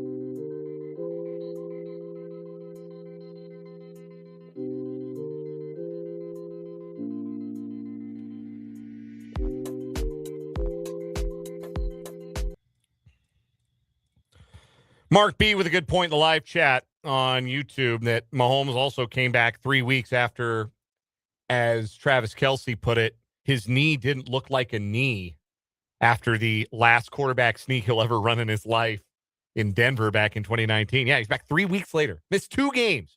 At the time, we were thinking, man, 4 to 6 weeks at a minimum. His knee didn't look like a knee. His kneecap was on backwards and sideways, like drifted to his shin. Like it was bad. 3 weeks later, he's back out there. Shout out to Matt Moore. I forget who they beat. Was it Green Bay they beat, or was it Minnesota they beat? I don't know, but anytime Justin Fields comes in this year, they're going to QB sneak it. Yeah, it would be nice if they actually had a designated sneak guy. Fields certainly would fill that void. You would. Man, who was it? I gotta remember who it was who Matt Moore beat while Mahomes was out. Yeah, it was Minnesota. And they beat Minnesota 26-23. I think Butker kicked a winning field goal late in that one. Yeah, shout out to Matt Moore for that. But no, some guys are just different. And we've seen a lot of evidence over the years that Mahomes physically is just one of those guys. So it shouldn't be a surprise that he might be on an accelerated timeline from an ACL and LCL tear. But at the same time, we've also seen a lot of those injuries. We feel like we know what a regular recovery time for that is. But Mahomes, maybe just not regular. Coming up in the 5 o'clock hour, 580 Sports Talk, we got our 580 Sports Talk headlines to get to, including a playoff roundup. We're on to round 2 in both the NHL and NBA playoffs. Conference semifinals underway in the NHL, getting underway tonight in the NBA. A few things we learned from rookie minicamp, but so much you can learn. But I think a few things we did learn from the first 3 days of rookie minicamp for the Chiefs. And a look ahead to the opener tonight between the Royals and Guardians. Tanner Bybee and Michael Wacha, the starting pitching matchup. We'll break it down, give you the lineups, and look ahead to the start of a big 4-game set at the K between the Royals and Guardians. That's all coming up on the third and final hour today of 580 Sports Talk here on 580 WIBW. Stick with us through the news break. We'll be back.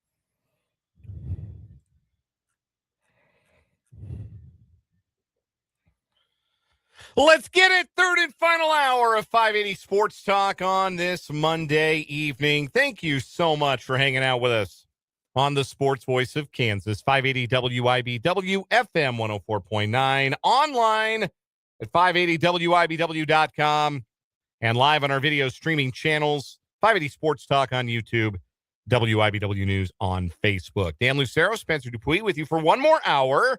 And we'll pass the baton to the Royals Baseball Network. Boys in Blue back at home as they take on the Cleveland Guardians for the first game of a 4-game series. Royals trying to match their season best winning streak with a 4th consecutive dub tonight, coming off of their sweep of the Mariners in Seattle. First pitch is scheduled for 6:40. You can catch it right here in 580 WIBW and FM 104.9. I do not know if the Royals are doing a Star Wars related promotion tonight. Believe it's a Jack Caglione bobblehead tonight. I don't know if it is Star Wars themed. It is May the 4th. You know, they think we're weird, like across the pond, because that's not how they say dates. The 4th of May. Like that then you don't have the joke. It's May the 4th be with you, the whole thing. You a big Star Wars guy? Not a big Star Wars guy, but like I like the occasion. Like I like that it's a themed day. Like if Star Wars is on, I'll watch it, but I'm not like I've seen every Star Wars and this and that. It's like a fun watch every once in a while. So I remember before it became a franchise again, before like back when you had A New Hope, you had Empire Strikes Back, you had Return of the Jedi. Those came out late 70s, early 80s. And then when they re-released the movies, I was a kid. I think I was in 6th grade maybe. And they re-released all 3 of the originals, remastered, redid the sound, the whole thing. Saw them at the IMAX theater, not far from where I grew up there in Aurora, Colorado. And it was awesome. Really, really cool. And I really got into, some of the, the figurines, the lore, like the whole thing. Like I really got into it.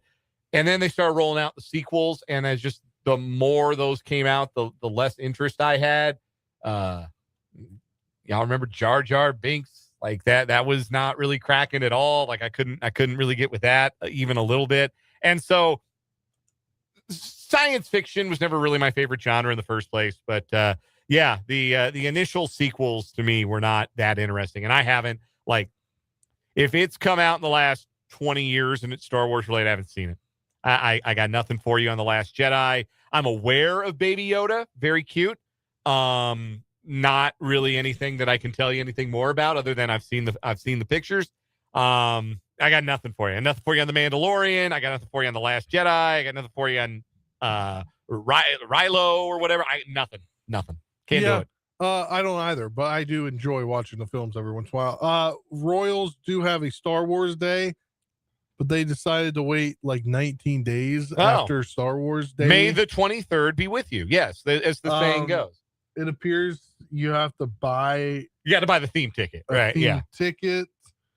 But tonight is a Jack Caglione blazing bobblehead. Oh, that's cool. So that's a reason to go to the ballpark. Bat has like smoke or something coming off of it. Like hey, after the weekend he just had, that's appropriate. Homered on Friday, game tying hit in the 9th on Saturday. It's appropriate.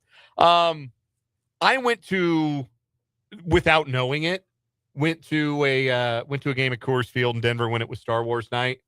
People are walking around in full costume and it was hot that night. I'm like, man, y'all are really down for the cause, because I would not be wearing one of these Obi-Wan Kenobi robes when it's 86 degrees. And I especially wouldn't be doing that in Kansas City, Missouri, where you've got humidity.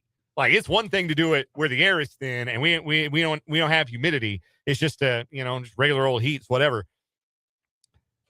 90 degrees, 80 degrees in the Midwest, different than that above a mile above sea level. I went to a Star Wars Day at the Nationals game. Oh, did you? In 2019, I was home from college. Did you go on purpose, or did you go and then you found out that it was? I won tickets to the sports radio station. Oh, nice. Wasn't doing an internship that year. And I was listening on my running around town, helping my mom with errands. And they're like, what did we talk about at this point in the show earlier that had to do with the Nationals? I won tickets. Me and my buddy went. My buddy's a big Star Wars guy. So we got pictures. Like there's a picture of me and literally my best friend with, let's see, Chewbacca and Luke Skywalker that they had somebody, they paid somebody to come and take pictures with people. Okay. Yeah. Yeah, that's wild. Yeah, I mean, some teams like really go whole hog for their Which their was Star funny Wars because day. this was in June, I guess. June the 12th be with you, as the saying goes. I don't know. Whatever. Yeah. Anyhow, happy Star Wars Day to those who observe.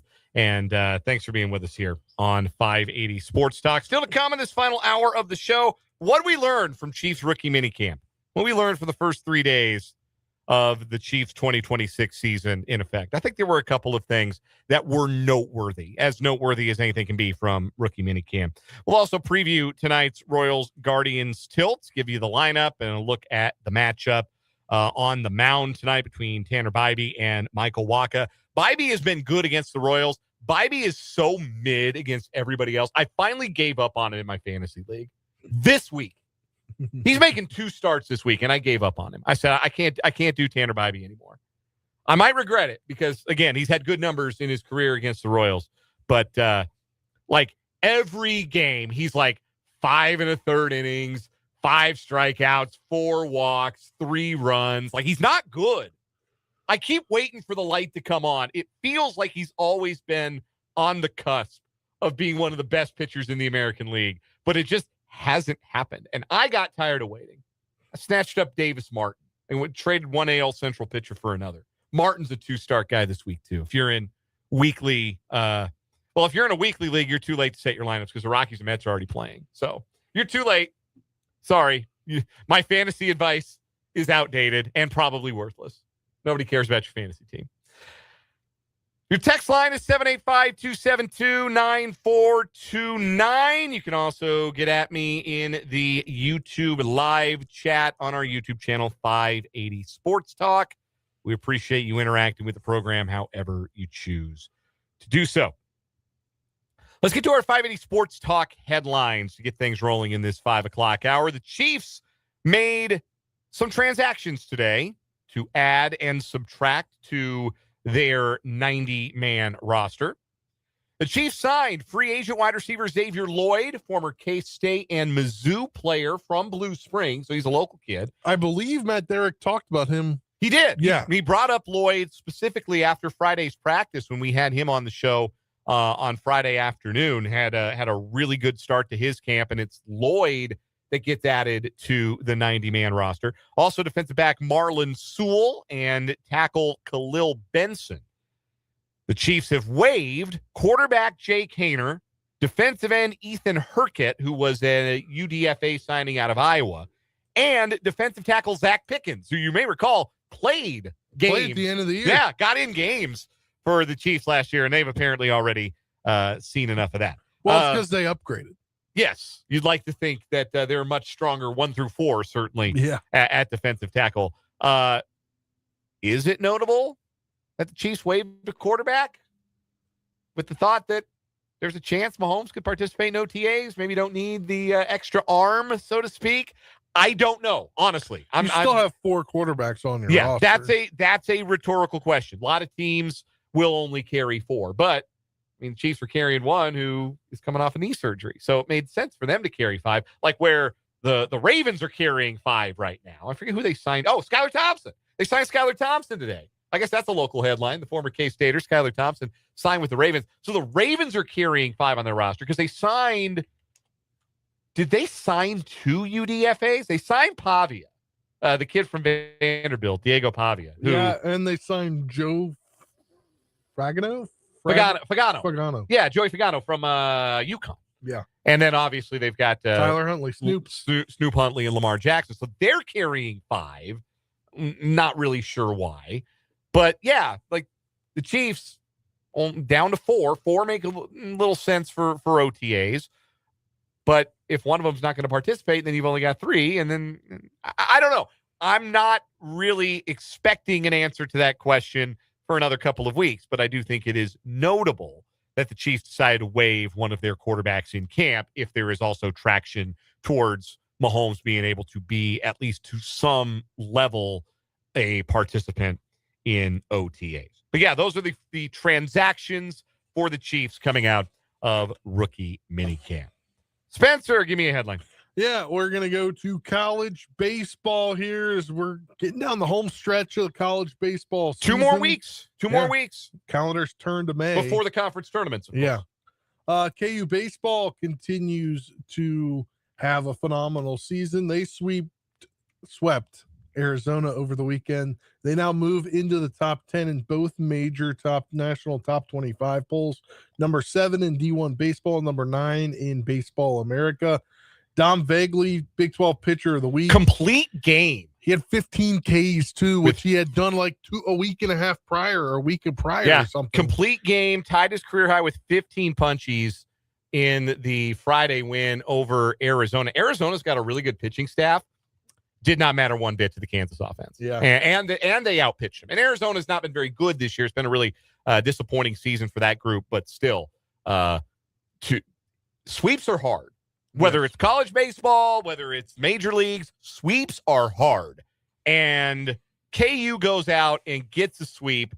They're 20-4 in the Big 12.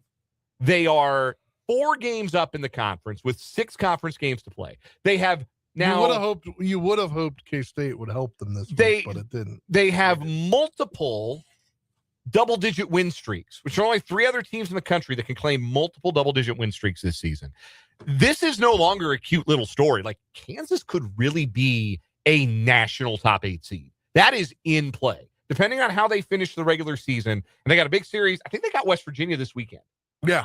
So, like, if they can get 2 out of 3 off a top 15 team, that's going to even further bolster their argument for being not just a host for a regional, which would be the first time ever, but a national seed, which would mean they could host a super regional.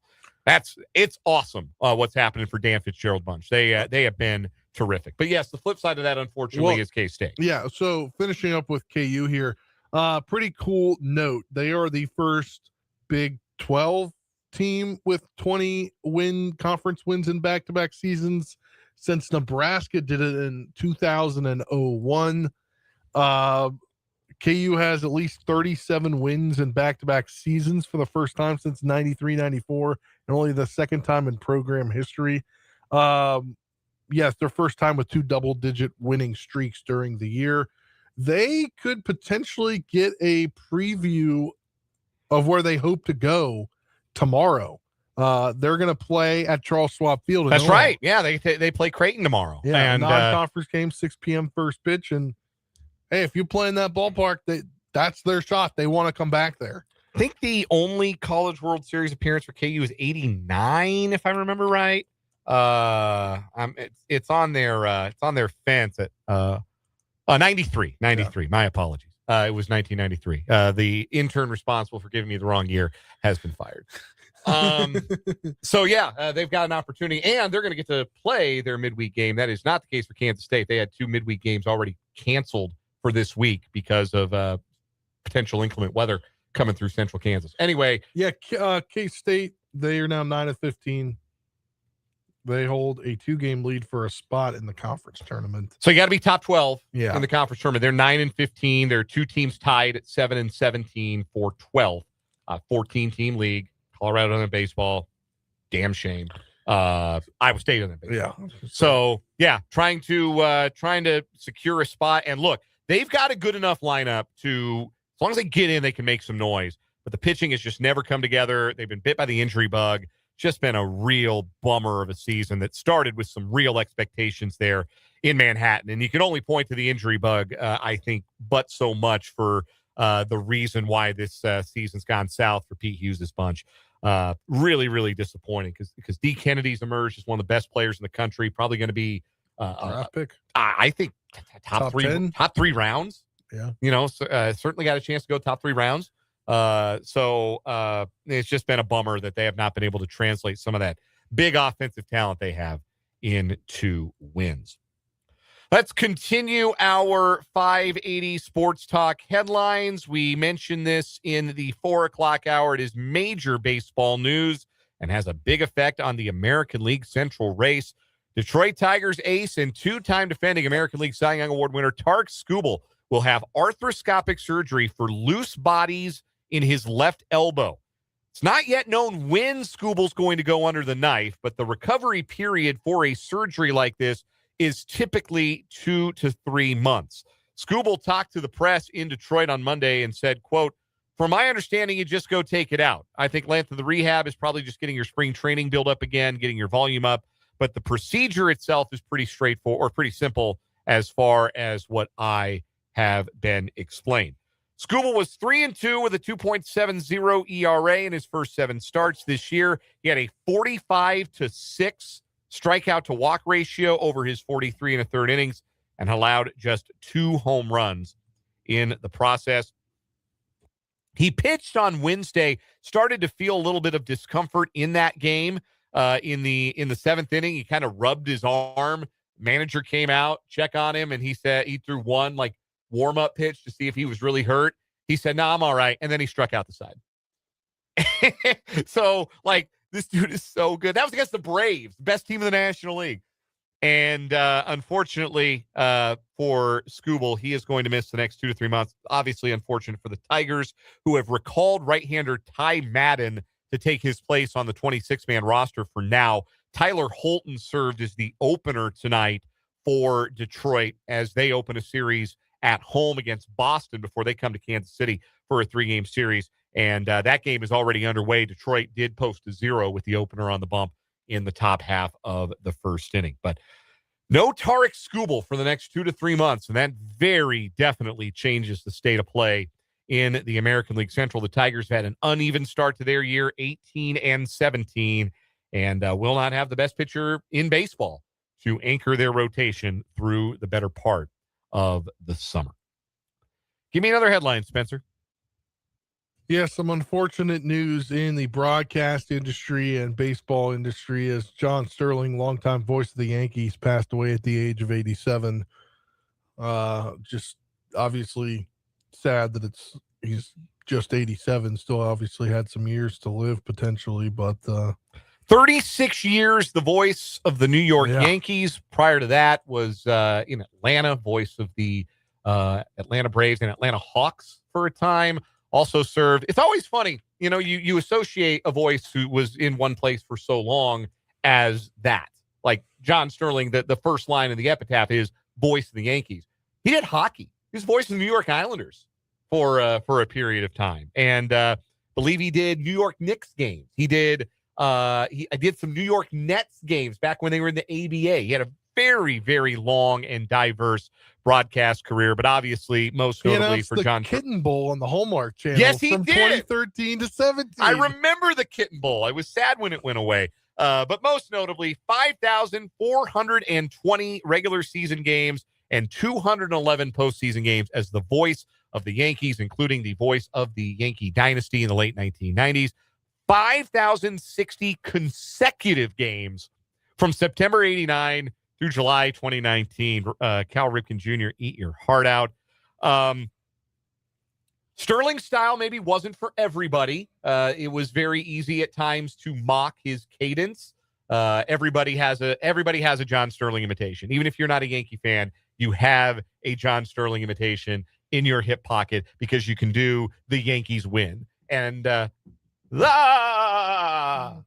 Yankees win. Everybody can do one, right? Even if you hate the Yankees, you could imitate John Sterling. He had that kind of reach, that kind of recognition in baseball circles. If you were a sports fan, you knew John Sterling. You were familiar with his work. Here's my John Sterling story real quick. So he retired in April of 2024, but he came out of retirement to work the playoffs that year. The Yankees went to the postseason, went to the World Series that year.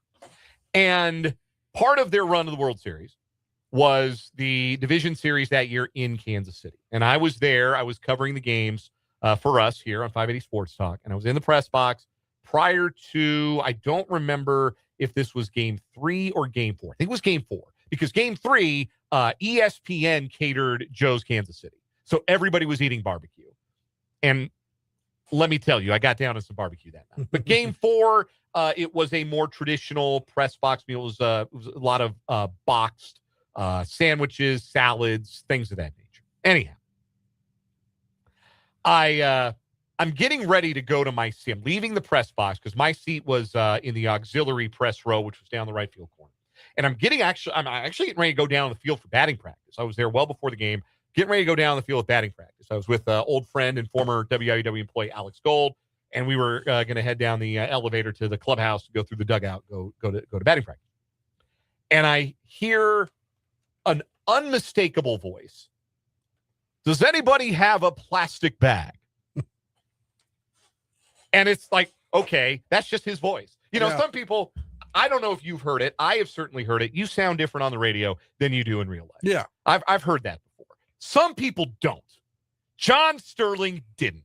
That was his voice. Does anybody have a paper bag? He was looking for, or a plastic bag. He was looking for a plastic bag to put his sandwich in so that he could carry it back to the press box. Yeah. And he was looking, does anybody have a grocery bag, something of that nature? And was being very polite. By all accounts, John Sterling was a wonderful man. And it was just jarring to turn around like, oh, man, that's John Sterling. Like, that can only be one person. And that was John Sterling. And the voice of the Yankees. And dead at 87, was dealing with some heart issues late in his life.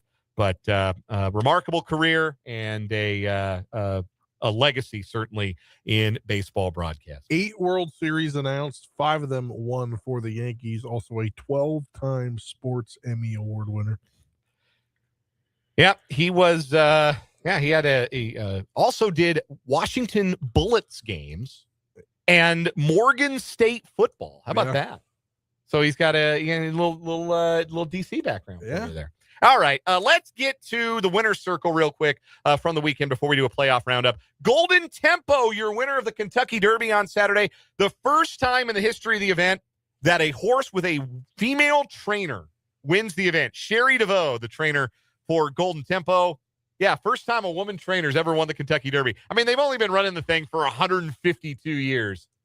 So I guess it was about time that happened. Yeah. For the record, our guy, Andy Weingarten, gave us Golden Tempo to show in his predictions and said that was his favorite dark horse in the field, was Golden Tempo. So though Andy didn't quite go out on the limb to pick Golden Tempo to win, he was on the 19 horse who made a thrilling run from the back of the pack to win the Kentucky Derby. Cameron Young, your big winner on the PGA Tour over the weekend, a 6-shot winner at the Blue Monster at Doral. Gary Woodland had a tough Saturday, shot 5 over 77, plummeted down the leaderboard, ended up finishing in a tie for 38. Chase Elliott wins on the Cup Series in Texas, his second win of the Cup season. Now let's do a quick playoff roundup, shall we? It's time for the 580 Sports Talk Playoff Roundup. There were 2 Game 7s in the NBA last night, and both in the Eastern Conference. The Pistons avoid the infamy of being a 1 seed to lose in the first round. Everybody remembers the 1 seeds to get got in the first round. Everybody remembers the 94 Sonics. Everybody remembers that one Mavericks team that won 67 games, and they got by the Warriors. I think it was 07. Everybody remembers the 1 seeds that get got. The Pistons, though, they avoid that infamy. They complete a comeback from 3-1 down to beat Orlando in that Game 7, 116-94. Cade Cunningham, 32 points and 12 assists. The Pistons move on. The Magic fired their coach today. Yikes. Which they were going to do that whenever they lost in the playoffs because they really underachieved this year. But, that's tough go. Jamal Mosley fired in Orlando. In the other Game 7, Jared Allen posted a dominant 22 points and 19 rebounds as the Cleveland Cavaliers beat the Toronto Raptors 114-102. That was definitely one of the playoff series of all time. Tonight, it's go time for round 2. 1 series in the East, 1 series in the West. Out East, it's the Philadelphia 76ers who pulled off the upset of the Boston Celtics, coming back from 3-1 down in that series. They are at the Garden taking on the New York Knicks. And in the Western Conference, the Minnesota Timberwolves, who also pulled off a first-round upset, knocking off Denver, they are in San Antonio to face the Spurs. The Wolves might get Anthony Edwards back after missing just 9 days with a bone bruise in his knee.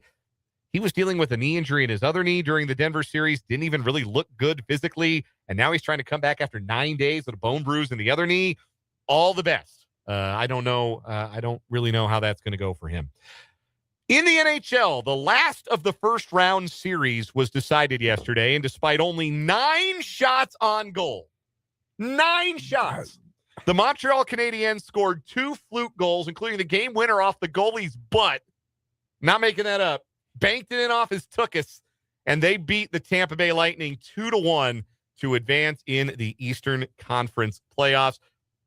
Tampa Bay players and coaches were just stunned after the game. They were like, we literally can't play better. We don't understand how this happened. They dominated that game, and they lost. That's hockey for you. Yeah. If the Canadians had scored on every one of their shots yesterday, they would have scored as many goals as the Colorado Avalanche did. The Avalanche defeated the Minnesota Wild in a rollicking 9-6 game in Game 1 of their Western Conference semifinal. Colorado scored 3 goals in a 2-minute span to take a first-period lead. Minnesota then scored 5 of the next 6 goals, including a shorthanded goal late in the second period that gave them a 5-4 lead. Colorado tied it less than a minute later and dominated in the third period, outscoring Minnesota 4-1 to take the win. 14 different goal scorers in that game. Only the third time that's ever happened in the history of the NHL playoffs. Cale Makar, the Avs star defenseman, the only player to score twice, including the winner. Tonight, it's Game 2 in the Eastern Conference semifinals between Carolina and Philadelphia. Hurricanes won the opener handily. They'll be 2 games in before 2 other series have even played a Game 1. Crazy. Game 1 tonight in the Western Conference between the upstart Anaheim Ducks and the Vegas Golden Knights. That's your playoff roundup. We'll come back. What did we learn from Chiefs rookie minicamp? We'll tell you what we think we learned. Coming up next on 580 Sports Talk.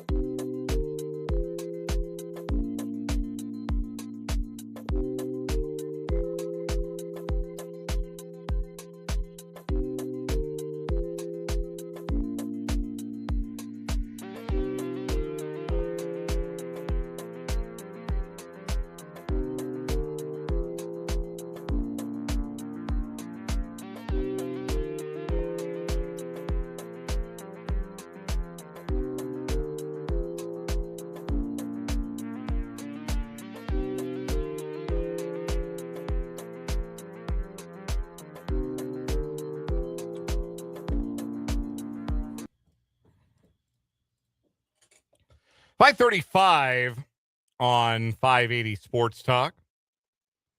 Dan and Spencer hanging out with you. Royals baseball coming up. Pregame in 25 minutes. First pitch in an hour and 5 minutes. Royals and Guardians, Game 1 of a 4-game series. We'll have a full preview coming up in just a little bit. Rookie minicamp is in the books. Chiefs worked out a 104-player roster of rookies over the weekend, Friday, Saturday, and Sunday. And 3 of them earned themselves spots on the 90-man roster. Xavier Lloyd at wide receiver, Marlon Sewell at defensive back, Khalil Benson at tackle, based upon their performances over the weekend. Fun fact, they had 94 players last year out at rookie minicamp. So I had forgotten that they had that many, but it is fascinating that the Chiefs choose to basically bring in a whole other team. You mean like 2 teams? Yeah. Like, well, a team plus, right? Like it's a college roster, effectively. Like 104 guys is like, that's what you can, I think you can still carry there, or you used to be able to carry Isn't that. 106 in college? college. 105. 105? I think it's 105. Yeah. I think it's 105 now. It used to be more. I think you have to get it down to 105 now. But yeah, it's like having a college roster out there. They like to see a lot of guys, and I don't know how much, you got to really stand out, I would think. If you're going to earn a job, and you're out there with 103 other guys, you better be spectacular. Well, also too, I feel like they have guys on there. They're like, this, watch for this guy. Right. Some guys are higher priority than others. And obviously you've got the UDFAs who are already under contract and part of the 90. But yeah, I'm sure that there's like, green for go and yellow for, maybe keep a little eye on them, and red for, we're not expecting much here. Certainly there are guys you invite as favors to agents or agents, coaches. or they're a local guy, so you don't have to like spend a lot of money to bring them in, and they're just grateful for the opportunity. It's I'd love to get more behind the scenes with something like that someday. How a rookie camp comes together, how you decide who you're going to invite. Because there are guys who get invited to multiple rookie camps. And there was one, Lee, I can't remember who it was. I think former Kansas player who got invited to 2 different camps. And that happens all the time. It happens every year. Also, guys will go to 2 different camps and, see if they can get a job. Not all camps are the same dates. Right, exactly. So there are some go to camps going on right now. Yeah. So it gives you the opportunity to go to more than one, try and win a job. So Chiefs held theirs over the weekend. 3 things jump out to me from rookie camp. Number 1, and again, you're just watching highlight film, right? But hearing him talk, hearing people talk about him, and seeing what you can.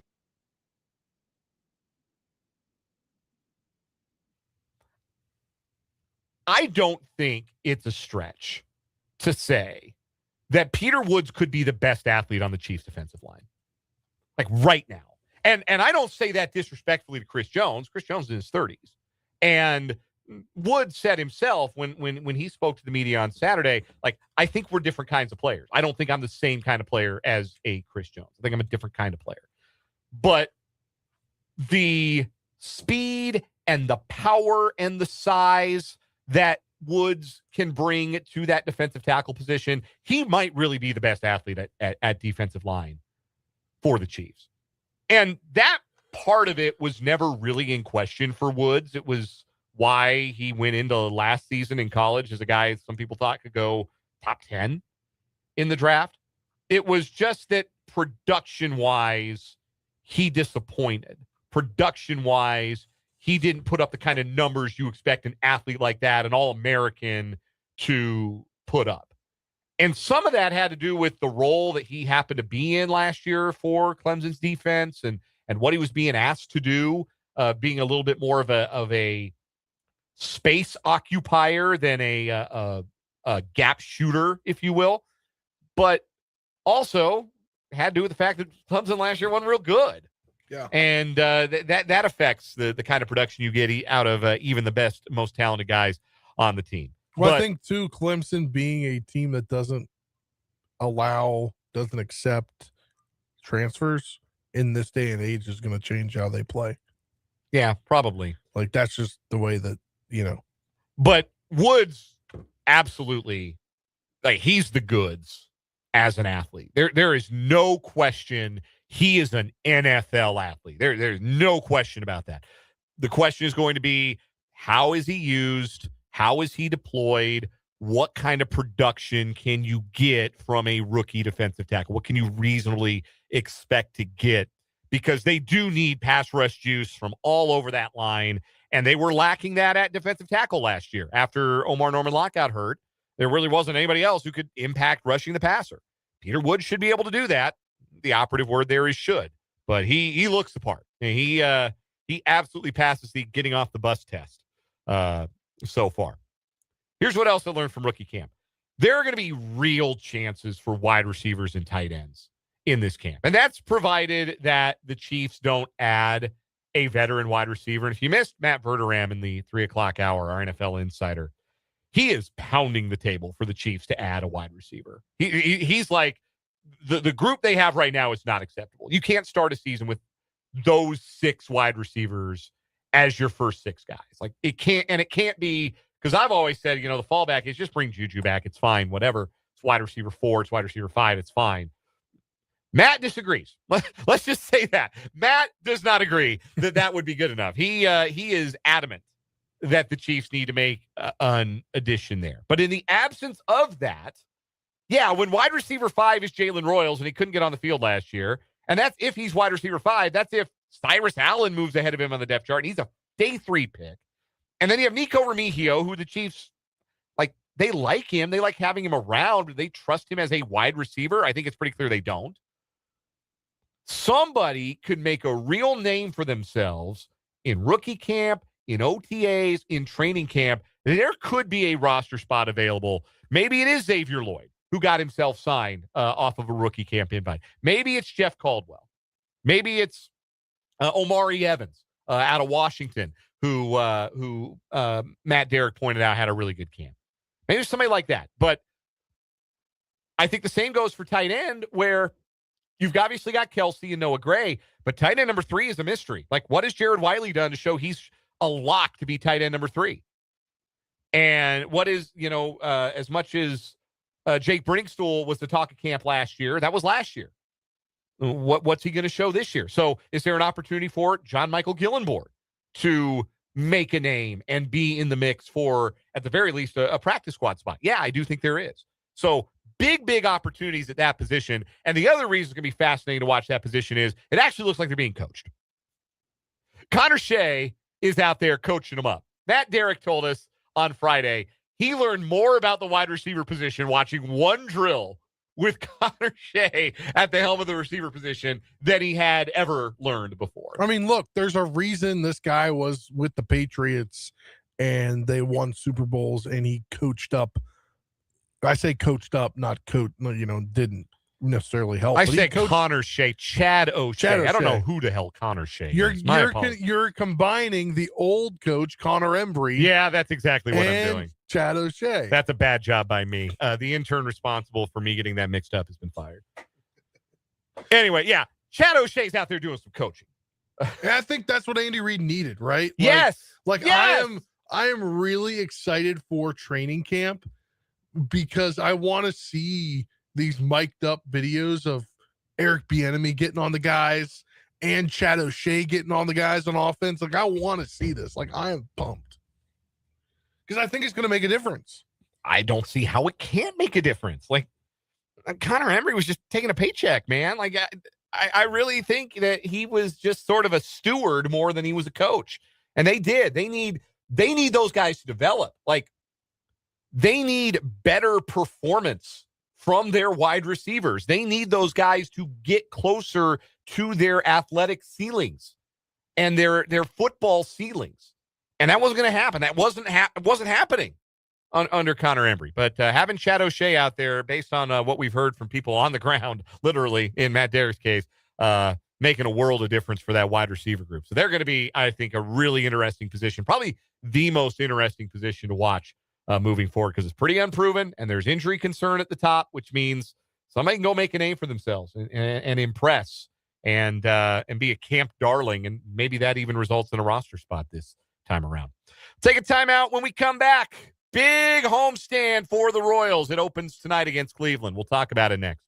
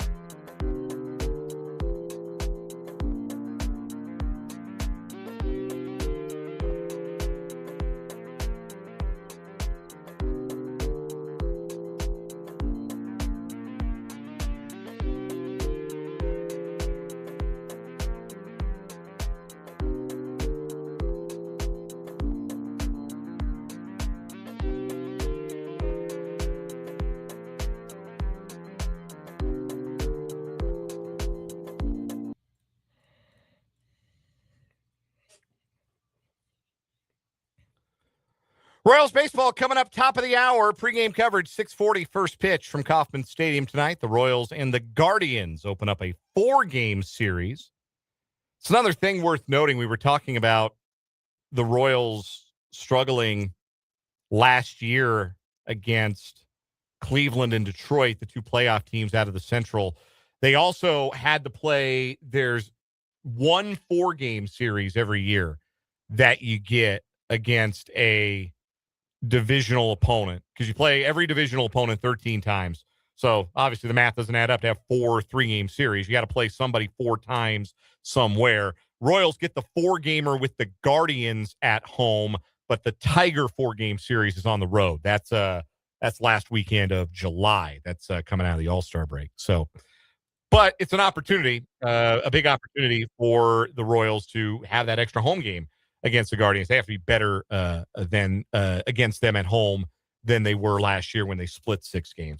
Question from the 785 from the text line. Sweeping the Mariners is great, but maybe the Mariners aren't that good this year. So why were we buying in the stock that the Royals are back? Well, if you keep moving the goalposts, then nobody the Royals will beat is any good ever. Exactly. So the Mariners came into that series 500. They had won, I think, 6 of 7. They were in the American League Championship Series last year with basically the same roster. So, like, okay, if you don't want to get excited, that's your prerogative, but that's a good series. That's a really good sweep. Sweeps are hard. Road sweeps are hard. Road sweeps of good teams are even harder. Look, that's a good accomplishment for the Royals. It doesn't make them a good team just to have done it, but it's a really good sign. I'm excited that they finished the road trip 4-2. Yeah, winning road trip. That's another thing, especially as poorly as they had started this season on the road. Yes, like you can't keep moving. Winning road trips, you can never be mad at a winning road trip. I don't care if you play the Savannah Bananas and they're dropping everything they try to catch behind their backs.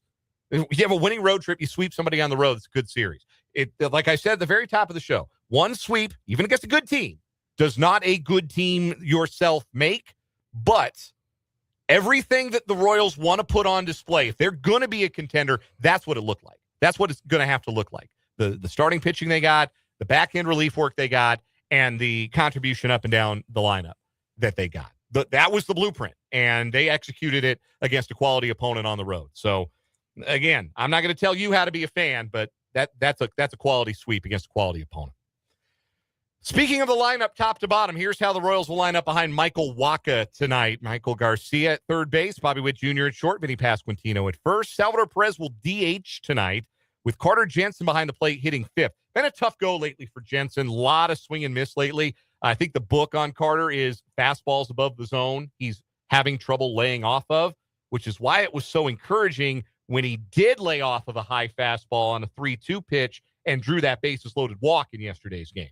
You know, the league is always going to adjust to the hot young hitter, and the hitter's got to adjust back. And maybe that's a sign that Jensen can indeed spit on some of those high fastballs that have given him some trouble here the last handful of games. Lane Thomas is back in the lineup tonight. He's in center field batting sixth. Jack Caglione batting seventh in right field. Isaac Collins bats eighth in left.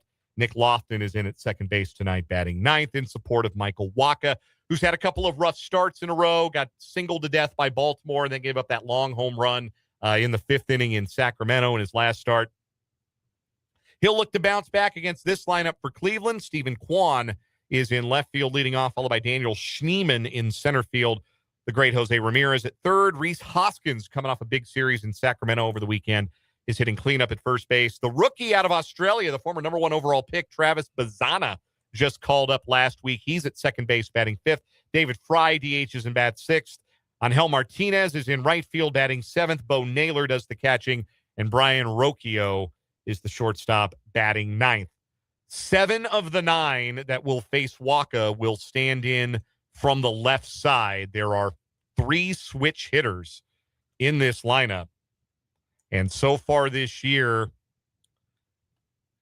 Wacha's actually done a pretty good job against left-handed bats. In fact, lefties are hitting 6 points lower than right-handers. So no appreciable split for Wacha to deal with, at least so far this year against all those lefties. Tanner Bybee on the mound for the Guardians, still looking for his first win of the year, 0-4, 4.08 ERA, but has had good numbers in his career in ERA under 3 against Kansas City. It's a big week, as big as they get in early April or early May for the Kansas City Royals. They win tonight. They match their season-high winning streak. and get back within 3 of the 500 mark. We'll wrap the show up with a final word after we come back from this timeout. You're listening to 580 Sports Talk.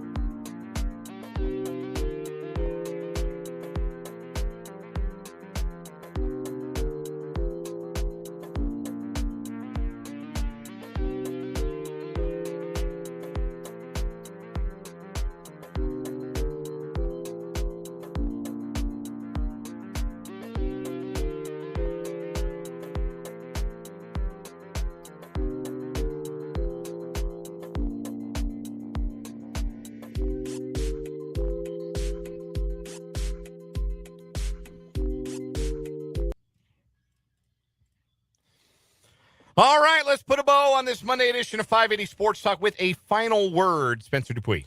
Yeah, while I was not surprised, I think a lot of media was surprised over the weekend when it came out that Patrick Mahomes was going to have a chance to participate in some way in OTAs. Now, what does that mean? Well, we really don't know, but participation could literally mean just him being there, I think. So there's still a lot to unpack with that. But if you think for a moment that Patrick Mahomes doesn't have a chance to come back and play week 1, then you just don't know who Patrick Mahomes is. And there's somebody in sports media, Greg Carton, who thinks he's going to miss at least a month of the year.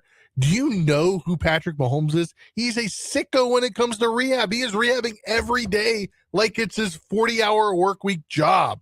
Come on, man.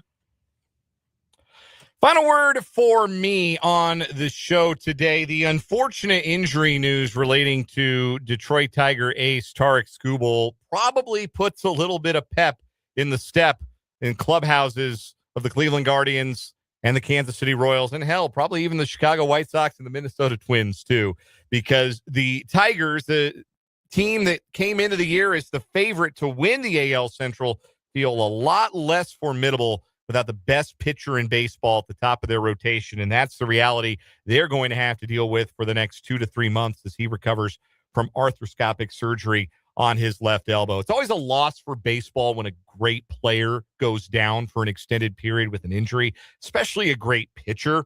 But certainly it opens the door in the American League Central. And the door should feel wide open for everybody. Even Minnesota, 15-20 and dead last, only 3 games behind Cleveland and Detroit. Nobody has separated themselves from the pack in the Central yet. And even a winning homestand for the Royals, even a really good one like 5-2 or 6-1, that would not put space between the Royals and the rest of the Central pack, but it would certainly be a statement.